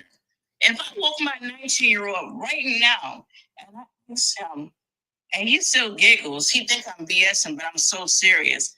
I ask him, what will mama do about that baby? And he would tell you verbatim, mama would make the whole block go boom about hers. He'd be like, mama, I know you don't know how to make no boom. I said, baby, I don't know how, but I figured out about mine. Because if you ever want to see Jesse snap, do something that affect mine. Because like you said, if you're not willing to die for your community, what are you willing to die for? And everybody keeps talking about this generational wealth and, the white T man doing this and the white T man doing that. But them NIGGAs bring houses down, then knock your ass up at $50,000 in equity, and you ain't doing nothing about it. But they'll pop you for $5. You know what I'm saying? If you're gonna go out here, my thing is, if you're not willing to go all out for your kids, don't have none. So King, I want to say something to you again. So you made a couple points that kind of been on my mind. You said that one thing you said was that we speak differently, men and women. I would say we process differently. We say the same words, but we process things differently. And a woman is able to communicate with the man on his level, just like the man is capable of communicating with a woman on her level. It's called emotional intelligence, right? So we just process differently. The second thing is when you said that Black women had it harder in slavery than men. That's not true. That's not true. So when you speak, I kind of want you to just really know what you're saying when you're saying it. Just be factual, right? Because that's not Prosperity. true. He said Black women had it harder. Yeah. You don't think Black women had it harder? No, not in slavery, because the fact is the men were also being essayed. They were being beat and essayed through slavery. I would have to concur. So I'm just gonna say that, we both had it hard, but we gotta really dive into that thing because there was a lot of things being done to the Black men as well. It was. And I don't want to do oppression Olympics. I just sometimes when it comes to those conversations, I always give it to the woman, like to say that they have it a slight worser because I can't breed. I'm not trying to laugh. I cannot breed. I can't be forced. I just don't like to minimize one another's pain. I get you. Because we both caught it really bad. And for a man to have to, for another man, that's pretty intense. And so we both were getting that, we were both getting that. So I'm just saying, King, just, you're young, right? And you just gotta really know when you're saying it, just respond back real quick. I don't think it's just that he was saying that Black women had it the worst and not diminishalizing the Black men's things that were going on at that time. Black women are the ones that were able to breed So you literally have generations of what this man has done to you. Generations, you have kids, and generations and generations and generations. So yes, definitely black men had it bad at the same time as black women. But for black women, we're the ones that had to carry the children. We were the ones that had to, and to be very honest with you, the black men that were getting what was going on at that time, it does not equate to the number of black women that were getting that. As far as statistic wise, black women were the ones that were getting the most of it. There were cases of black men that were getting it, but at the most, it was black women. I can understand that. But I guess from my point of view, And unfortunately, I've I've had had to stand there and watch with your children. Exactly. so actually, but yeah, okay. All right. I'll leave that. One second, y'all. 1 second. Miss Forever, YouTube, on YouTube. I'm addressing YouTube right now, y'all. I have no problem addressing any video you send me. So like if you can, you know, you said I heard a video by R.C. Blakes about women stuck in masculine energy, quotation marks, masculine energy. I like some of the messages he said in that video. Can you review it at Shannon? Of course. And you say the video is called Women Stuck in Masculine. I would definitely give that a listen and review it. However, masculine energy, I'll see what he's talking about. And even, you know, because some people don't believe in the concepts of masculinity or femininity, right? But I'll address it from my stance and say, okay, even if, you know, she's stuck in this energy, why? The things we identify as masculine, why is she being in her masculine energy? Is there not nobody around to help? You know, does he view masculine as working? I'll ask a lot of questions, but I have no problem viewing it. You know, some women are a product of their environment and they had to be tough. There was not an option for, I guess, in the concepts of what we're describing femininity as, they couldn't be feminine. They had to be hard, quote unquote. So it's a lot that goes with masculine women. I just don't think a real man would that's disrespectful too. How can I say this? You know, nope, I'm gonna say it. I don't think a real man would ever call a woman masculine. No such thing as a real man. Yeah, yeah, you're right.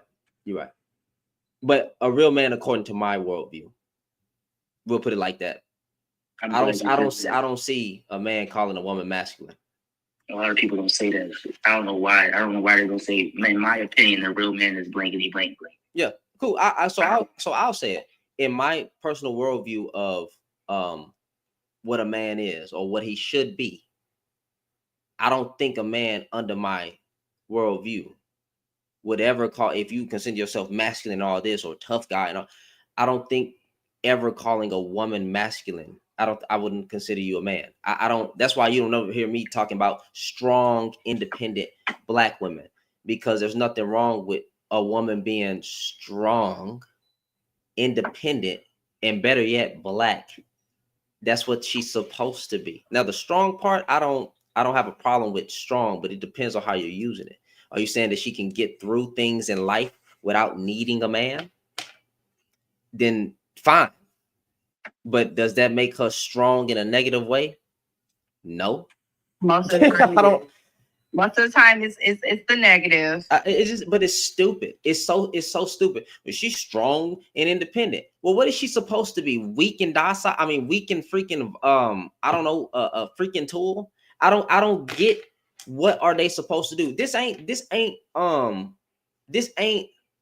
times of Noah and the ark, right? This ain't them times, or Moses. This ain't the times back, and it's not even the country for it, right? Men don't even make enough money for a woman to be this virtuous, submissive wife.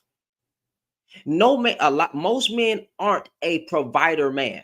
You can't pay 100% of everything. So she cannot be this, what do they call them? This freaking traditional wife. You're not a traditional man in the States no more.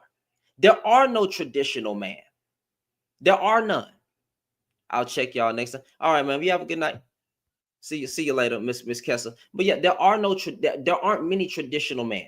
Most niggas are 50-50. Most women know that they ain't gonna have a six-figure man, and 6 figures not even enough no more. But you know, a 6-figure, well, just 100,000. That's not enough. You need like 3-4 incomes, but because it's gonna get worse. But most women already know that they gonna have to work with the man, and they don't just have a man that works. So this whole idea that somehow being strong and independent, when some of you niggas are asking for 50-50, trying to put on a front like you are a full provider, man, you're not. Goddamn, I'm not. I don't make thousands upon millions of dollars. You know what I'm saying? I'm not 100. I'm not 100 man. 80-20. I'm 80-20.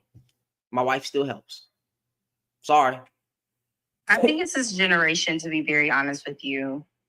I'm being very honest. Like, for somebody that my parents were born in 61, my parents have been married for the last 45 years. My dad takes care of everything. My mom just buys the groceries and she pays a little internet bill. But I think it's, yes, with the economy that we have, it's not the same. So there's a lot of Black men that want us to be in this box of where it used to be in 1960 and 1970, where milk used to cost you $1 and gas used to be $1 and maybe $1. It's not the same. So if you're wanting to have 50-50 or even 80-20 or even whatever percentage, you're going to have to make sure that you still have that respect for that woman. And a lot of men are on here wanting to have these traditional women, and that's not the case. You don't qualify for a traditional woman. Most men, the average Black man doesn't make 6 figures. You can't ask for a traditional woman. You're not a traditional man. And when it comes to being a traditional man, stop trying to take the freaking financial part out of it. Hey, Miss Nature, you cannot remove the financial part out of it. And freaking providing, because I don't mind when being traditional. I don't, whatever your construct, whatever that is. I don't care. But you don't qualify. The average Black man does not make enough, or the average man in general does not make enough money for wants and needs. I'm talking about average. I'm talking about statistics. You don't make 6 figures. You cannot ask for something you cannot be. Right. I feel it, bro. I definitely agree with you. But go ahead. I'm sorry. I don't want to cut nobody up. Go ahead. I mean, I just want to say this real quick, that in combination with it being a generation, it's going to have to be another generation before the men get over the fact that women have options now. Because you have to keep in mind that we're about approximately 50 years away from a woman being able to get a mortgage on her own, a loan on her own, even a checking account on her own, whether she had a job or not. So when birth control wasn't so prevalent and condoms weren't so prevalent, if you were in a household with 6 kids like my grandmother was, walking away wasn't so easy because what alimony? You know what I mean? What were you going to go and buy a house with? You couldn't get a bank account. You couldn't get a loan. So it goes back to when I was talking about decency with King. It's about now we're in the generation where men have to be a decent human being. Women, and don't get me wrong when I say this, because I love me a Black man, baby. I got single before I switched teams. From the head to the toes, you hear me? Right. But I'm going to call BS when I see BS. You know what I mean? But my grandmother used to beat on my grandmother until she got 40-something years old and decided she had enough of this shit. It was the 70s. Things were changing. And so it's the same time frame where they were blaming Black women for breaking up the family for getting food stamps. Well, you don't get food stamps, you're going to get your ass beat.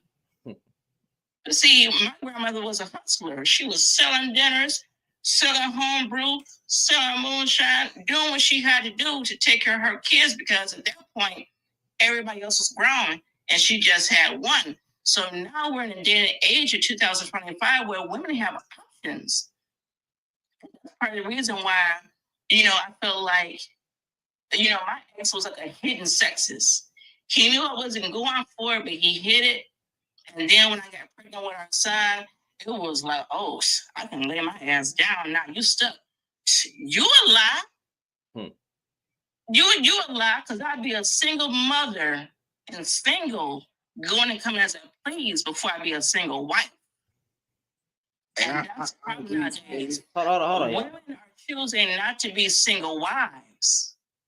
Because when I'm a single mother, when my son go away on the weekend, if I so choose to, I can pick up my phone and figure out where I want to go to hunt chat. But when I come back home, it's peace here, ain't no arguing here, and I'm still paying the bills with no problem, not skipping a beat, trying to set up a trust for my children.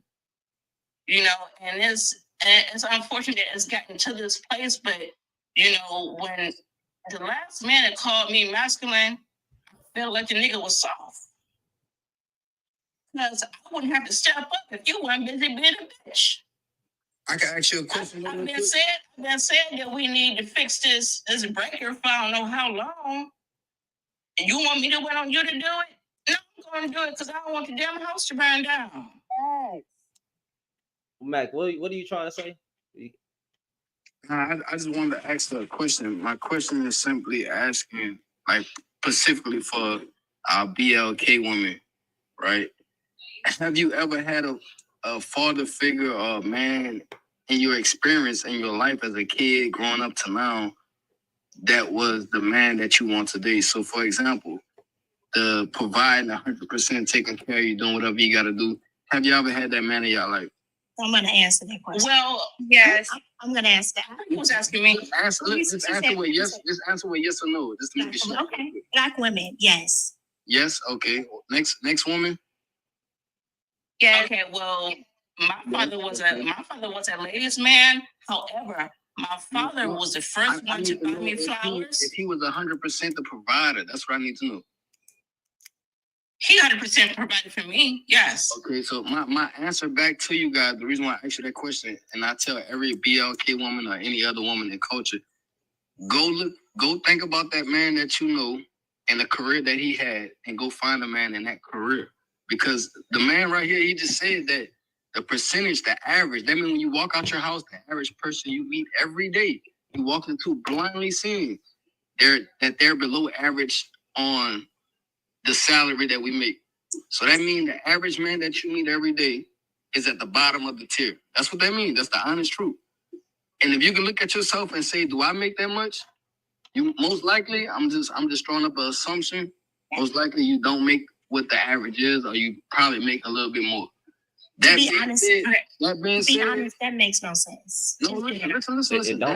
Wait, time out. That means that you want to live a queen and king life without accepting the fact that they have to have people that are peasants. And I'm not saying that to be rude. I'm saying that to say average. So you have to understand, if you had a man in that character in your life that you seen provide for your family, go find a man in that career so you can have that type of man that you desire. If not, you need to understand that you're in that same average as another man that you walk out and see every other day. So you need to understand that y'all two need to come together and build a foundation to be better. If you don't, absolutely not. So did you ask any of us anything, right? Like anything. That's just the truth. But did you ask any of us what our statuses were? Did you ask us any of our careers? You asked us nothing. Listen, you say you want a man that provides for you. You said They never said. Yo, wait, time out, Matt. They never said that you brought that into it. You brought that into it. Never said that. No woman ever said that up there. We never said that. So you're saying most women here in the this chat right now don't feel that a man should 100% provide? The most intelligent thing would be to ask us. That would be intelligent. That's what I asked. That's what I asked. I said, do you believe a man provide and do And did you have that father figure? That's what I asked. No, you asked us a specific question that we answered. You never asked us if we had it. You never asked us. Does each woman want to answer? Does each woman want to answer for him? Man, I don't even know how, man, listen, hey, man, I'm moving on. Hey, Mr. Low-Key. Yeah. Mr. Low-Key. What's going on? You said something about a comment talking about you can't compare times to today or something like that, or you can't compare today to back then.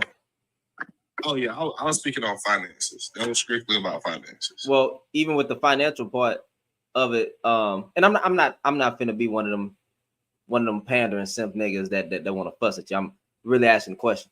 When I look in the term of traditional or in what it all encompasses, I'm gonna hold on to it to whatever it takes. I don't care if the times change. You never take out finances from the definition. A traditional man provides wants and needs. She don't need to work.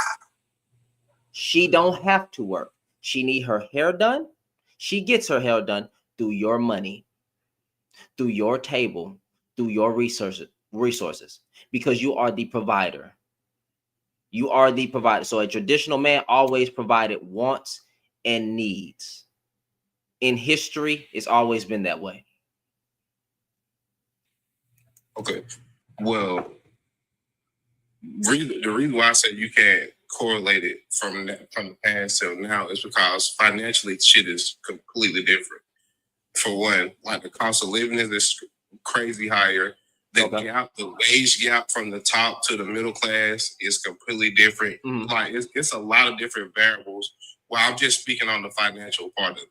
Now, I'm not saying you're not correct with, the traditional man has his certain roles, but I don't believe in gender roles. I believe men should know how to cook. I believe men should know how to clean. I believe black women have always worked. We've always worked together, separately. Men have done their own thing. Black women were in the house. So I don't really get this concept that we try to put on our culture, like black women weren't working.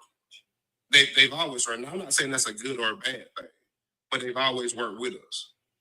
While they were doing their thing in the house of most of these white people, a lot of black men were out here getting mistreated in these homes, but a lot of black men were also getting treated in their workplace. But at one point, they could come together and be a safe space for each other. Okay. And now it's got to the point now, we so divisive, it's crazy. Because in the real world, I'm just being real, like when I walk outside and I see, I'm from South Carolina, I don't know about everybody else, but I see a lot of married black folks. Now, I can't say their relationships or marriage are perfect. I'm not in their house. But I don't see this division in real life that I see on TikTok personally. I just don't. Okay, so what I'll say to that is, yes, times have changed. Inflation is crazy. I just don't think, the term provider can be applied to most men, because when you say you are a provider, that means you provide. You don't need help. So let me ask you a question. Do you think income dictates provision or lifestyle? Income definitely dictates both. So let me ask you this question. Would you say a stay-at-home husband cannot be a provider husband? Just because he take the financial part out of it? Yes. Why not? Just because he don't have the finances? Because he's contributing time to the kids, but yes, the finances. Because there was never such thing as a traditional home stay-at-home man. So I'm not going away from the definition. No, I'm sticking to what the core definition of it was. And a man that provides is financial as what it financial. You can't even provide without finances. You cannot do it. Matter of fact, if you say you're providing time with the kids, but you're not a provider, meaning who's making the money for the Pampers? Who's making the money for the formula? Who's keeping the lights on at the house? Who's going out into the workplace, right? And doing all the work? That would be the woman. I agree. Yeah, so I don't think you would be considered the provider man according to the way it's been used in tradition. Yeah, and the reason why I asked that question because I think a problem with a lot of, especially our black men. Oh, one last thing. I'm sorry. The only reason I even brought up traditional man is because there was a comment that was made which I was addressing. No one up here ever put the fact that black men need to provide or that's the problem, or you got to make six figures. I was just addressing a comment saying most men who are asking for a traditional woman just wouldn't, you don't qualify because you're not a traditional man. That's all I was saying. Oh, I get it, bro. I've been in the comments for a while because I was busy earlier. But okay. The reason why I asked that question is because I think a big issue a lot of our black men, because we're talking about black people, is that we don't know how to separate, how to find value outside of ourselves, outside of our income. Mm-hmm. And I think that's a big issue because I think one of the women earlier mentioned about being a well-rounded man. Mm-hmm. And I think too many times, coming up from even young ages, a lot of black boys experience where if you're not really contributing financially, there's an issue. You know what I mean? And I'm not saying it should be that way or good, bad, or indifferent. But I do think that has been a problem growing up, that too many of us attach our manhood and our ability to be a good man to our ability to spend money. Whether it's on a woman, on our kids, on our mothers, on our whatever it may be. But I do think part of being a good, not even just say a good man, but a well-rounded man, is to being able to find value in yourself outside of a dollar. So that's the reason why I asked a question about a stay-at-home husband, about lifestyle and provision. Because me personally, I don't come from my biological parents. I got my mom and my stepdad were married. Okay. But they've been married since I've been 7. My mom always worked. She's always contributed her part of it. But my stepdad is a truck driver that come home, he cook, he go out in the yard, we gonna cut grass together, and he gonna be back on the road. So I know the traditional man you speak of. Okay. But it's also one of those things where he's a well-rounded man. We can sit down and have a heart-to-heart, and we can sit down and do these other things, or go fishing with his grandkids, and show them love and hug them and kiss on them. A lot of things that the people in his generation ain't do. So I think I actually agree 100% of what you said. I just would never conflate two definitions, because one thing that was never said, I never said it, that man that's staying at home did not provide value, right? I do think you should find value outside of a dollar. But if we're looking at the definition of what a traditional man and what historically a traditional man has been, it is a 100% provider man. Do you need to be well balanced? Of course. Do you need to have emotional intelligence? Of course. Do you need to do quality time, have empathy, have sympathy, spend time with your children, have a perfect work life? Well, not perfect, nothing's perfect, but a decent work life balance? Of course. Do you need to be advancing your mind every day and not be boring and actually stimulate your wife's mind and engage with what your kids doing, taking interest? You need all those things. I get you. I do perfectly understand you. The problem is when you have dudes screaming that they are, that women, that they want a traditional woman. Okay, a traditional woman is only for a traditional man. You cannot be a 50-50 man asking for a traditional wife, because eventually the lights are going to be turned off. Eventually you're going to lose the house. In this economy, if you don't make enough money to have, if you don't make enough money, and I'm not trying to make everything about money, but that is a huge factor of what a traditional man is. It is. If you don't make enough money to where wants and needs are regardless of whatever happens, wants and needs are taken care of. I don't know. You can't call yourself a traditional man. Yeah. I'm not. And one thing I want to say, I'm not disagreeing with you. I don't subscribe to that traditional man stuff. Like, I don't think we should. At this point in life, nobody's really traditional. So I don't really think that's like applicable for most people, unless you earn a certain amount of income and you are well-rounded. You know what I mean? So like you were saying, provision isn't just income; it's mental, spiritual. You have to have also spiritual guidance. You also have to have emotional intelligence where you can talk to your kids, talk to your wife, you know, openly and transparently.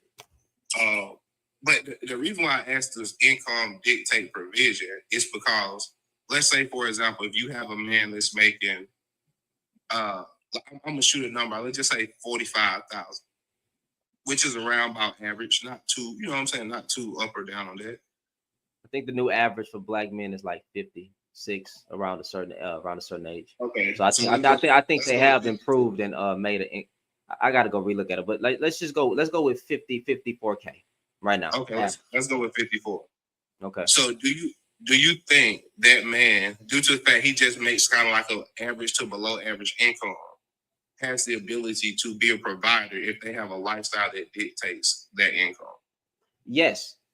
If you are it, well, hold on. It depends. If you're where you are located, in the States. I was only referring to the States. But if you and your family is able to move somewhere else, right? And you got a good job and y'all can live real good on a $57,000 income. And she can go, wants and needs are taken care of, no matter if you have a kid. But yes, then you would be a financial, you would be a provider under that scope, right? That's why a lot of people leave in the US, because they're actually able to live more in other places. They're not here no more, but they're able to live on such they don't have to worry about bills, they don't have to worry about credit, because the money that they making, they can live life. They're no longer existing in America, they're living in another place. They're experiencing life instead of just dying with $75,000 in a freaking retirement. But anyway, not to go on a tangent, but yes, it depends on where you're at. But I'm talking about the America. And if you want to go outside of that, of course, but in America, your money does dictate whether you are a provider. Does that mean you don't provide anything to a relationship? No, but you're just not a provider. That's what I'm saying. In the traditional sense. Now, if you want to talk about getting rid of it, of course, because here's one thing I know. I know most relationships, whether people believe it or not, are 50-50. Just look at the marriage rates. Just look at the dynamics in marriage. Most relationships, most marriages are 50-50. The woman, I think sometimes a lot of times the black woman is the breadwinner in a lot of these marriages, but it even if it's by a little bit, it's still the breadwinner, but it's around a 50-50 doing everything. Now, I don't know if the man is just they're using one income to pay all the bills while she stacks up hers and she pays for all the trips and pays for however they got it set up. I know most relationships in that regard are 50-50. I don't even think black women are asking men to provide 100%. I think most of them are just asking them to be of decent character, not cheat, be kind, have emotional, the basic things. I don't believe in the whole 666 man. There are women that want that, but that's not the majority, because when we look at the marriage rates, it doesn't reflect what the heck we're looking at. What the heck we're seeing, right? I agree with you. I think that's like a social media thing. No, I wouldn't say this exists in real life now. This why I say this though, because I feel like those group of women are the minority, especially in the black community. But I don't feel like it's a vast majority of women that really live their life by it. I believe that as well. So yeah, I think that's a very small group, and the type of men that actually subscribe to that or who believe that concept only pay attention to those women. Because on social media, when you hear that kind of conversation or that kind of talking point, I'm not gonna lie, it usually comes from like very attractive women. You know what I mean? You really don't hear. From what I see, I don't know what everybody else sees, but from what I see, that talking point comes from like women that people find very attractive, that a lot of men find very attractive, where they like the Instagram models or even somebody that may do movies and stuff like that. I don't really think that's like any woman that I would meet in my everyday life. Majority of those women don't think like that. I don't, because we know when we go on dates, majority of the conversation ain't starting off with, nigga, do you got a six pack? They can already tell you got a six pack. Do you have six? The average woman not saying that on a date. I mean, she probably already knew that before y'all headed to the dinner, right? I don't know if niggas still taking women out on dinners no more because niggas complaining about dates. I don't fucking know. I'm glad I'm not out there in the dating market. I heard it's piss in it. But again, when it comes to this whole traditional sense and stuff like that, if you want to do away with it, fine.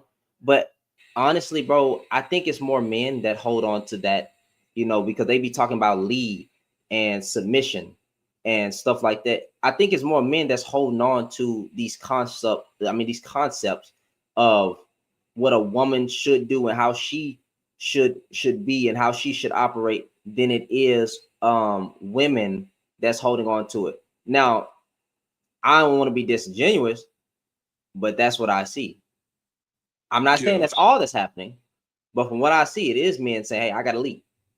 She need to get under my covenant. She needs to follow me. She needs to be submissive to my leadership. But again, you can't lead without money. I'm not saying lead with money, but you damn sure can't lead without it. Let me ask you this question, because that leads me to a bigger point. Okay. Would you think that's a social, we're socially inclined to believe that way because of patriarchy? Yep. Okay. So we're on the same page with that. If you're going to have the patriarchy conversation, there's women up here that's way more educated with the patriarchy and misogyny than I am. I let them speak when it comes to that. I don't really engage with it. But to answer your question, I don't think the patriarchy is good. It doesn't benefit black men. Nobody black in no way, shape, or form. It actually is detrimental to a lot of men. But see, most black men don't believe that. They don't know. I'm 44. Maybe so. I'm 40. I'm about to be 44, and the older I get, the term submissive starts to sound like a trigger word. It's ain't no damn dog, And there's and what am I submissive to? Because everything on this earth is on set limited of time, and we don't know what that is. And as opposed to working together, are you wanting me to be submissive to see how well I can work for you? Because for some women, unfortunately, marriage feels like servitude. Because, some of these 50-50 guys still want the traditional stuff. I'm not doing it. When my ex, I'm not because I've always been a firm believer that if two people are going to cohabitate together, then the bill should always be able to be handled under one income in case of emergency. I'm one of those women. I'm just going to always go work. I'm not going to sit at the house all day being a maid. I'm not going to do it. I'm going to do what I got to do when I get home, around the house, help out, take care of the kids, blah, blah, blah, blah, blah. Whatever. But that's not a wise financial decision for somebody that's not rich to only have all the income fall on one person. But when it comes down to paying the gut bills, like that main car, that mortgage, the taxes, the insurance, it should be able to be handled by one income. So if that man breaks his leg, then I can pick it up. I can keep it moving while he heals. But some women also work because they don't want to feel like they're entrapped. They want to have a way out because it's unfortunate to say, as it is, I have some in my family. They're good fathers. They go to all the football games, the track meets, they participate, they cook with the daughters, and they do all this stuff. But because they pay all the bills, they feel like it's a God-given right to cheat. Hold on. I feel like life is too short. Like, why we can't be a team? Am I about to be out here barking with the dogs? No, it's not. You'll be a man and I'll be a woman, but don't play down my road to make yourself feel bigger. Hold on. I'm pressed, but I swear you're gonna go right after. I just got a question. Nakia, what are you telling me to air out? What are you telling me to air out? Because I missed it. Your mic on mute. I'm sorry. It's me laughing too. Because Shannon, come on. You're humbly acceptable. Like you're great at what you do. But my point is, when they come up here and they start spitting nonsense, you have the right to use your voice and say something. What did he say that was nonsense? What was it? Are you talking about low key or somebody else? No, it was low key. What did also, it was for him too. What did he say that was nonsense that you called nonsense? Oh, the fact of somebody can stay home and a woman can work and pay all of those bills. I'm not sure if he said it or somebody else. He didn't say that. He said, "Do I find?" Well, matter of fact, what I heard was, "Do you think that a man who is a stay-at-home dad has value?" Right? I said, "Well, not have value, is a provider." I said no, but when I said no, I was referring to here in the States, and what we identify as a traditional man. You cannot provide without any resources to provide, and money is a resource. Yeah, you can provide time, but are you a provider if you also don't have the finances? So I said no.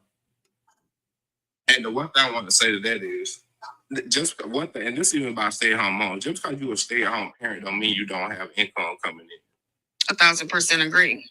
So that's one thing I want to say. Now, one thing I also wanted to pick up on what Desi who said earlier, when she was saying about if a man falls on hard time, the woman has to be able to also step in place.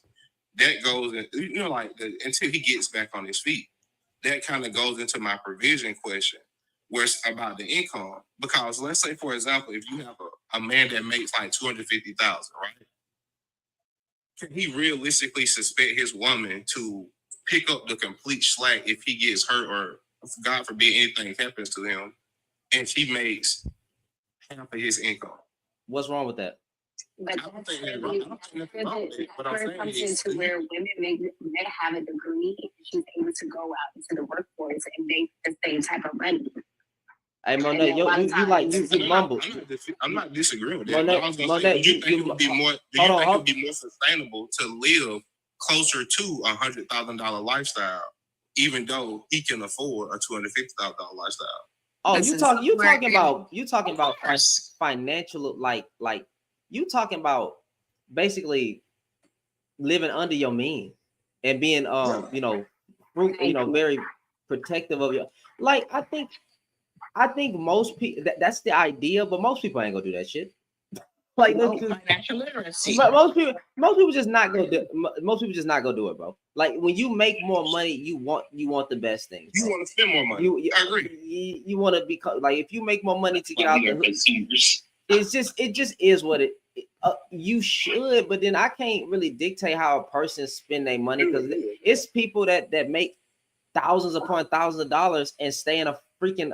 I mean, they can afford a house, but they stay in a condo because they can afford $5,000 penthouse rent or $10,000. I don't know how much these niggas be paying. I'm just saying numbers. But hold on, we kept interrupting Prosperity. We have not. I mean, goddamn, she has been quiet this whole time. So I wanted to address Low Key's question, I guess, as far as patriarchy. And so when I hear the word submission and submit, if a man brings that up to me in conversation, it's an automatic turn off. Yellow wallpaper. Specifically because I know that most people don't even know what that means. Most men don't know what having a woman submit to them really means. Most men think it means to obey them and to do everything they tell them to do. But actually, what it really means is submitting to your life plan, right? You have a plan. I come into your world. I submit to your life plan. I go along with you. I assist you in that life plan. You assist me. That's really what submission means. And most people don't even know that. So when an average man speaks of submission to me, I'm automatically disqualifying him, because I know the average man don't even know they don't know what it means. And I want to address one thing. I saw in the comments, as far as this was a conversation that was going on about wealthy men, they cheat more.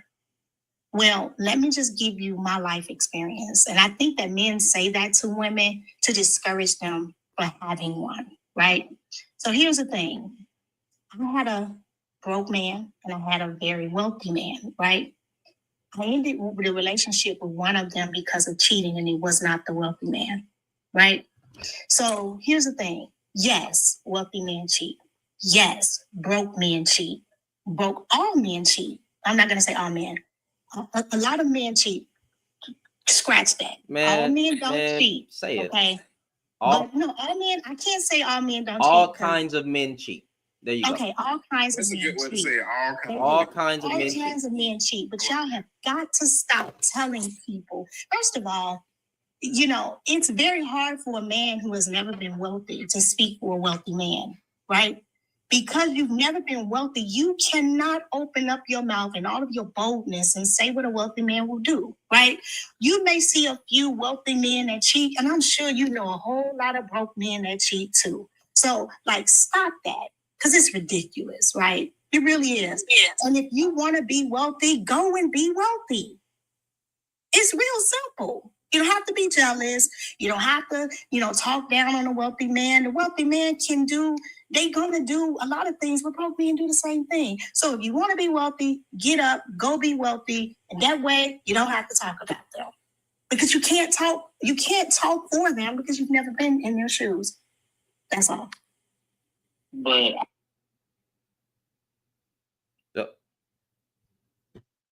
uh-oh. They shut me down.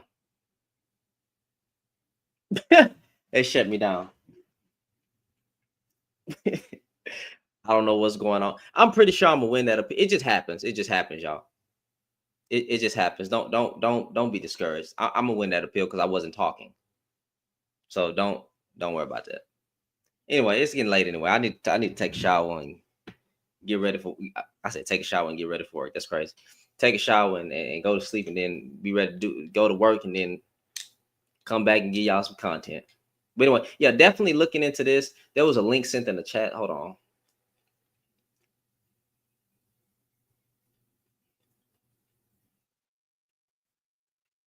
I should have just copied it.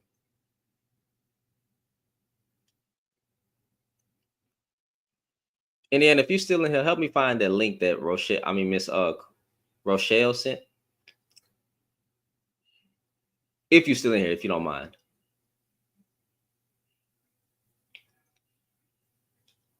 Well, I'll know when I see. Oh, what is that? No.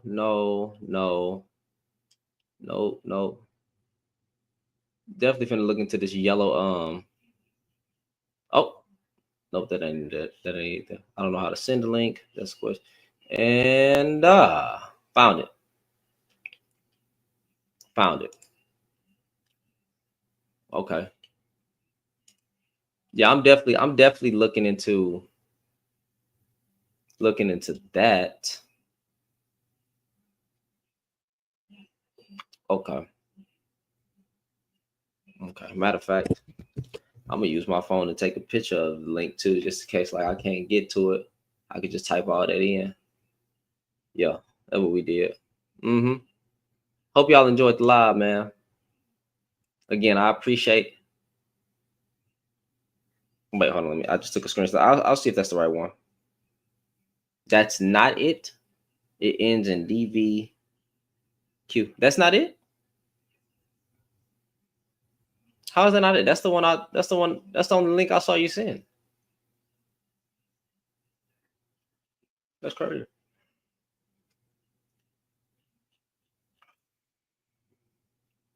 Do I have my email connected to my freaking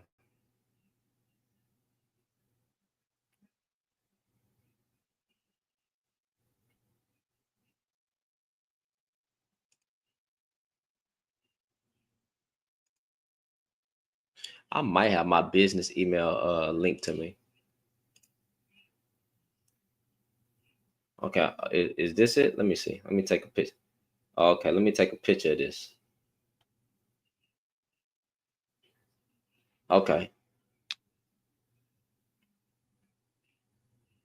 Good night, forever. Appreciate that. I'm gonna look into that RC Blake's Women Stuck in Masculinity.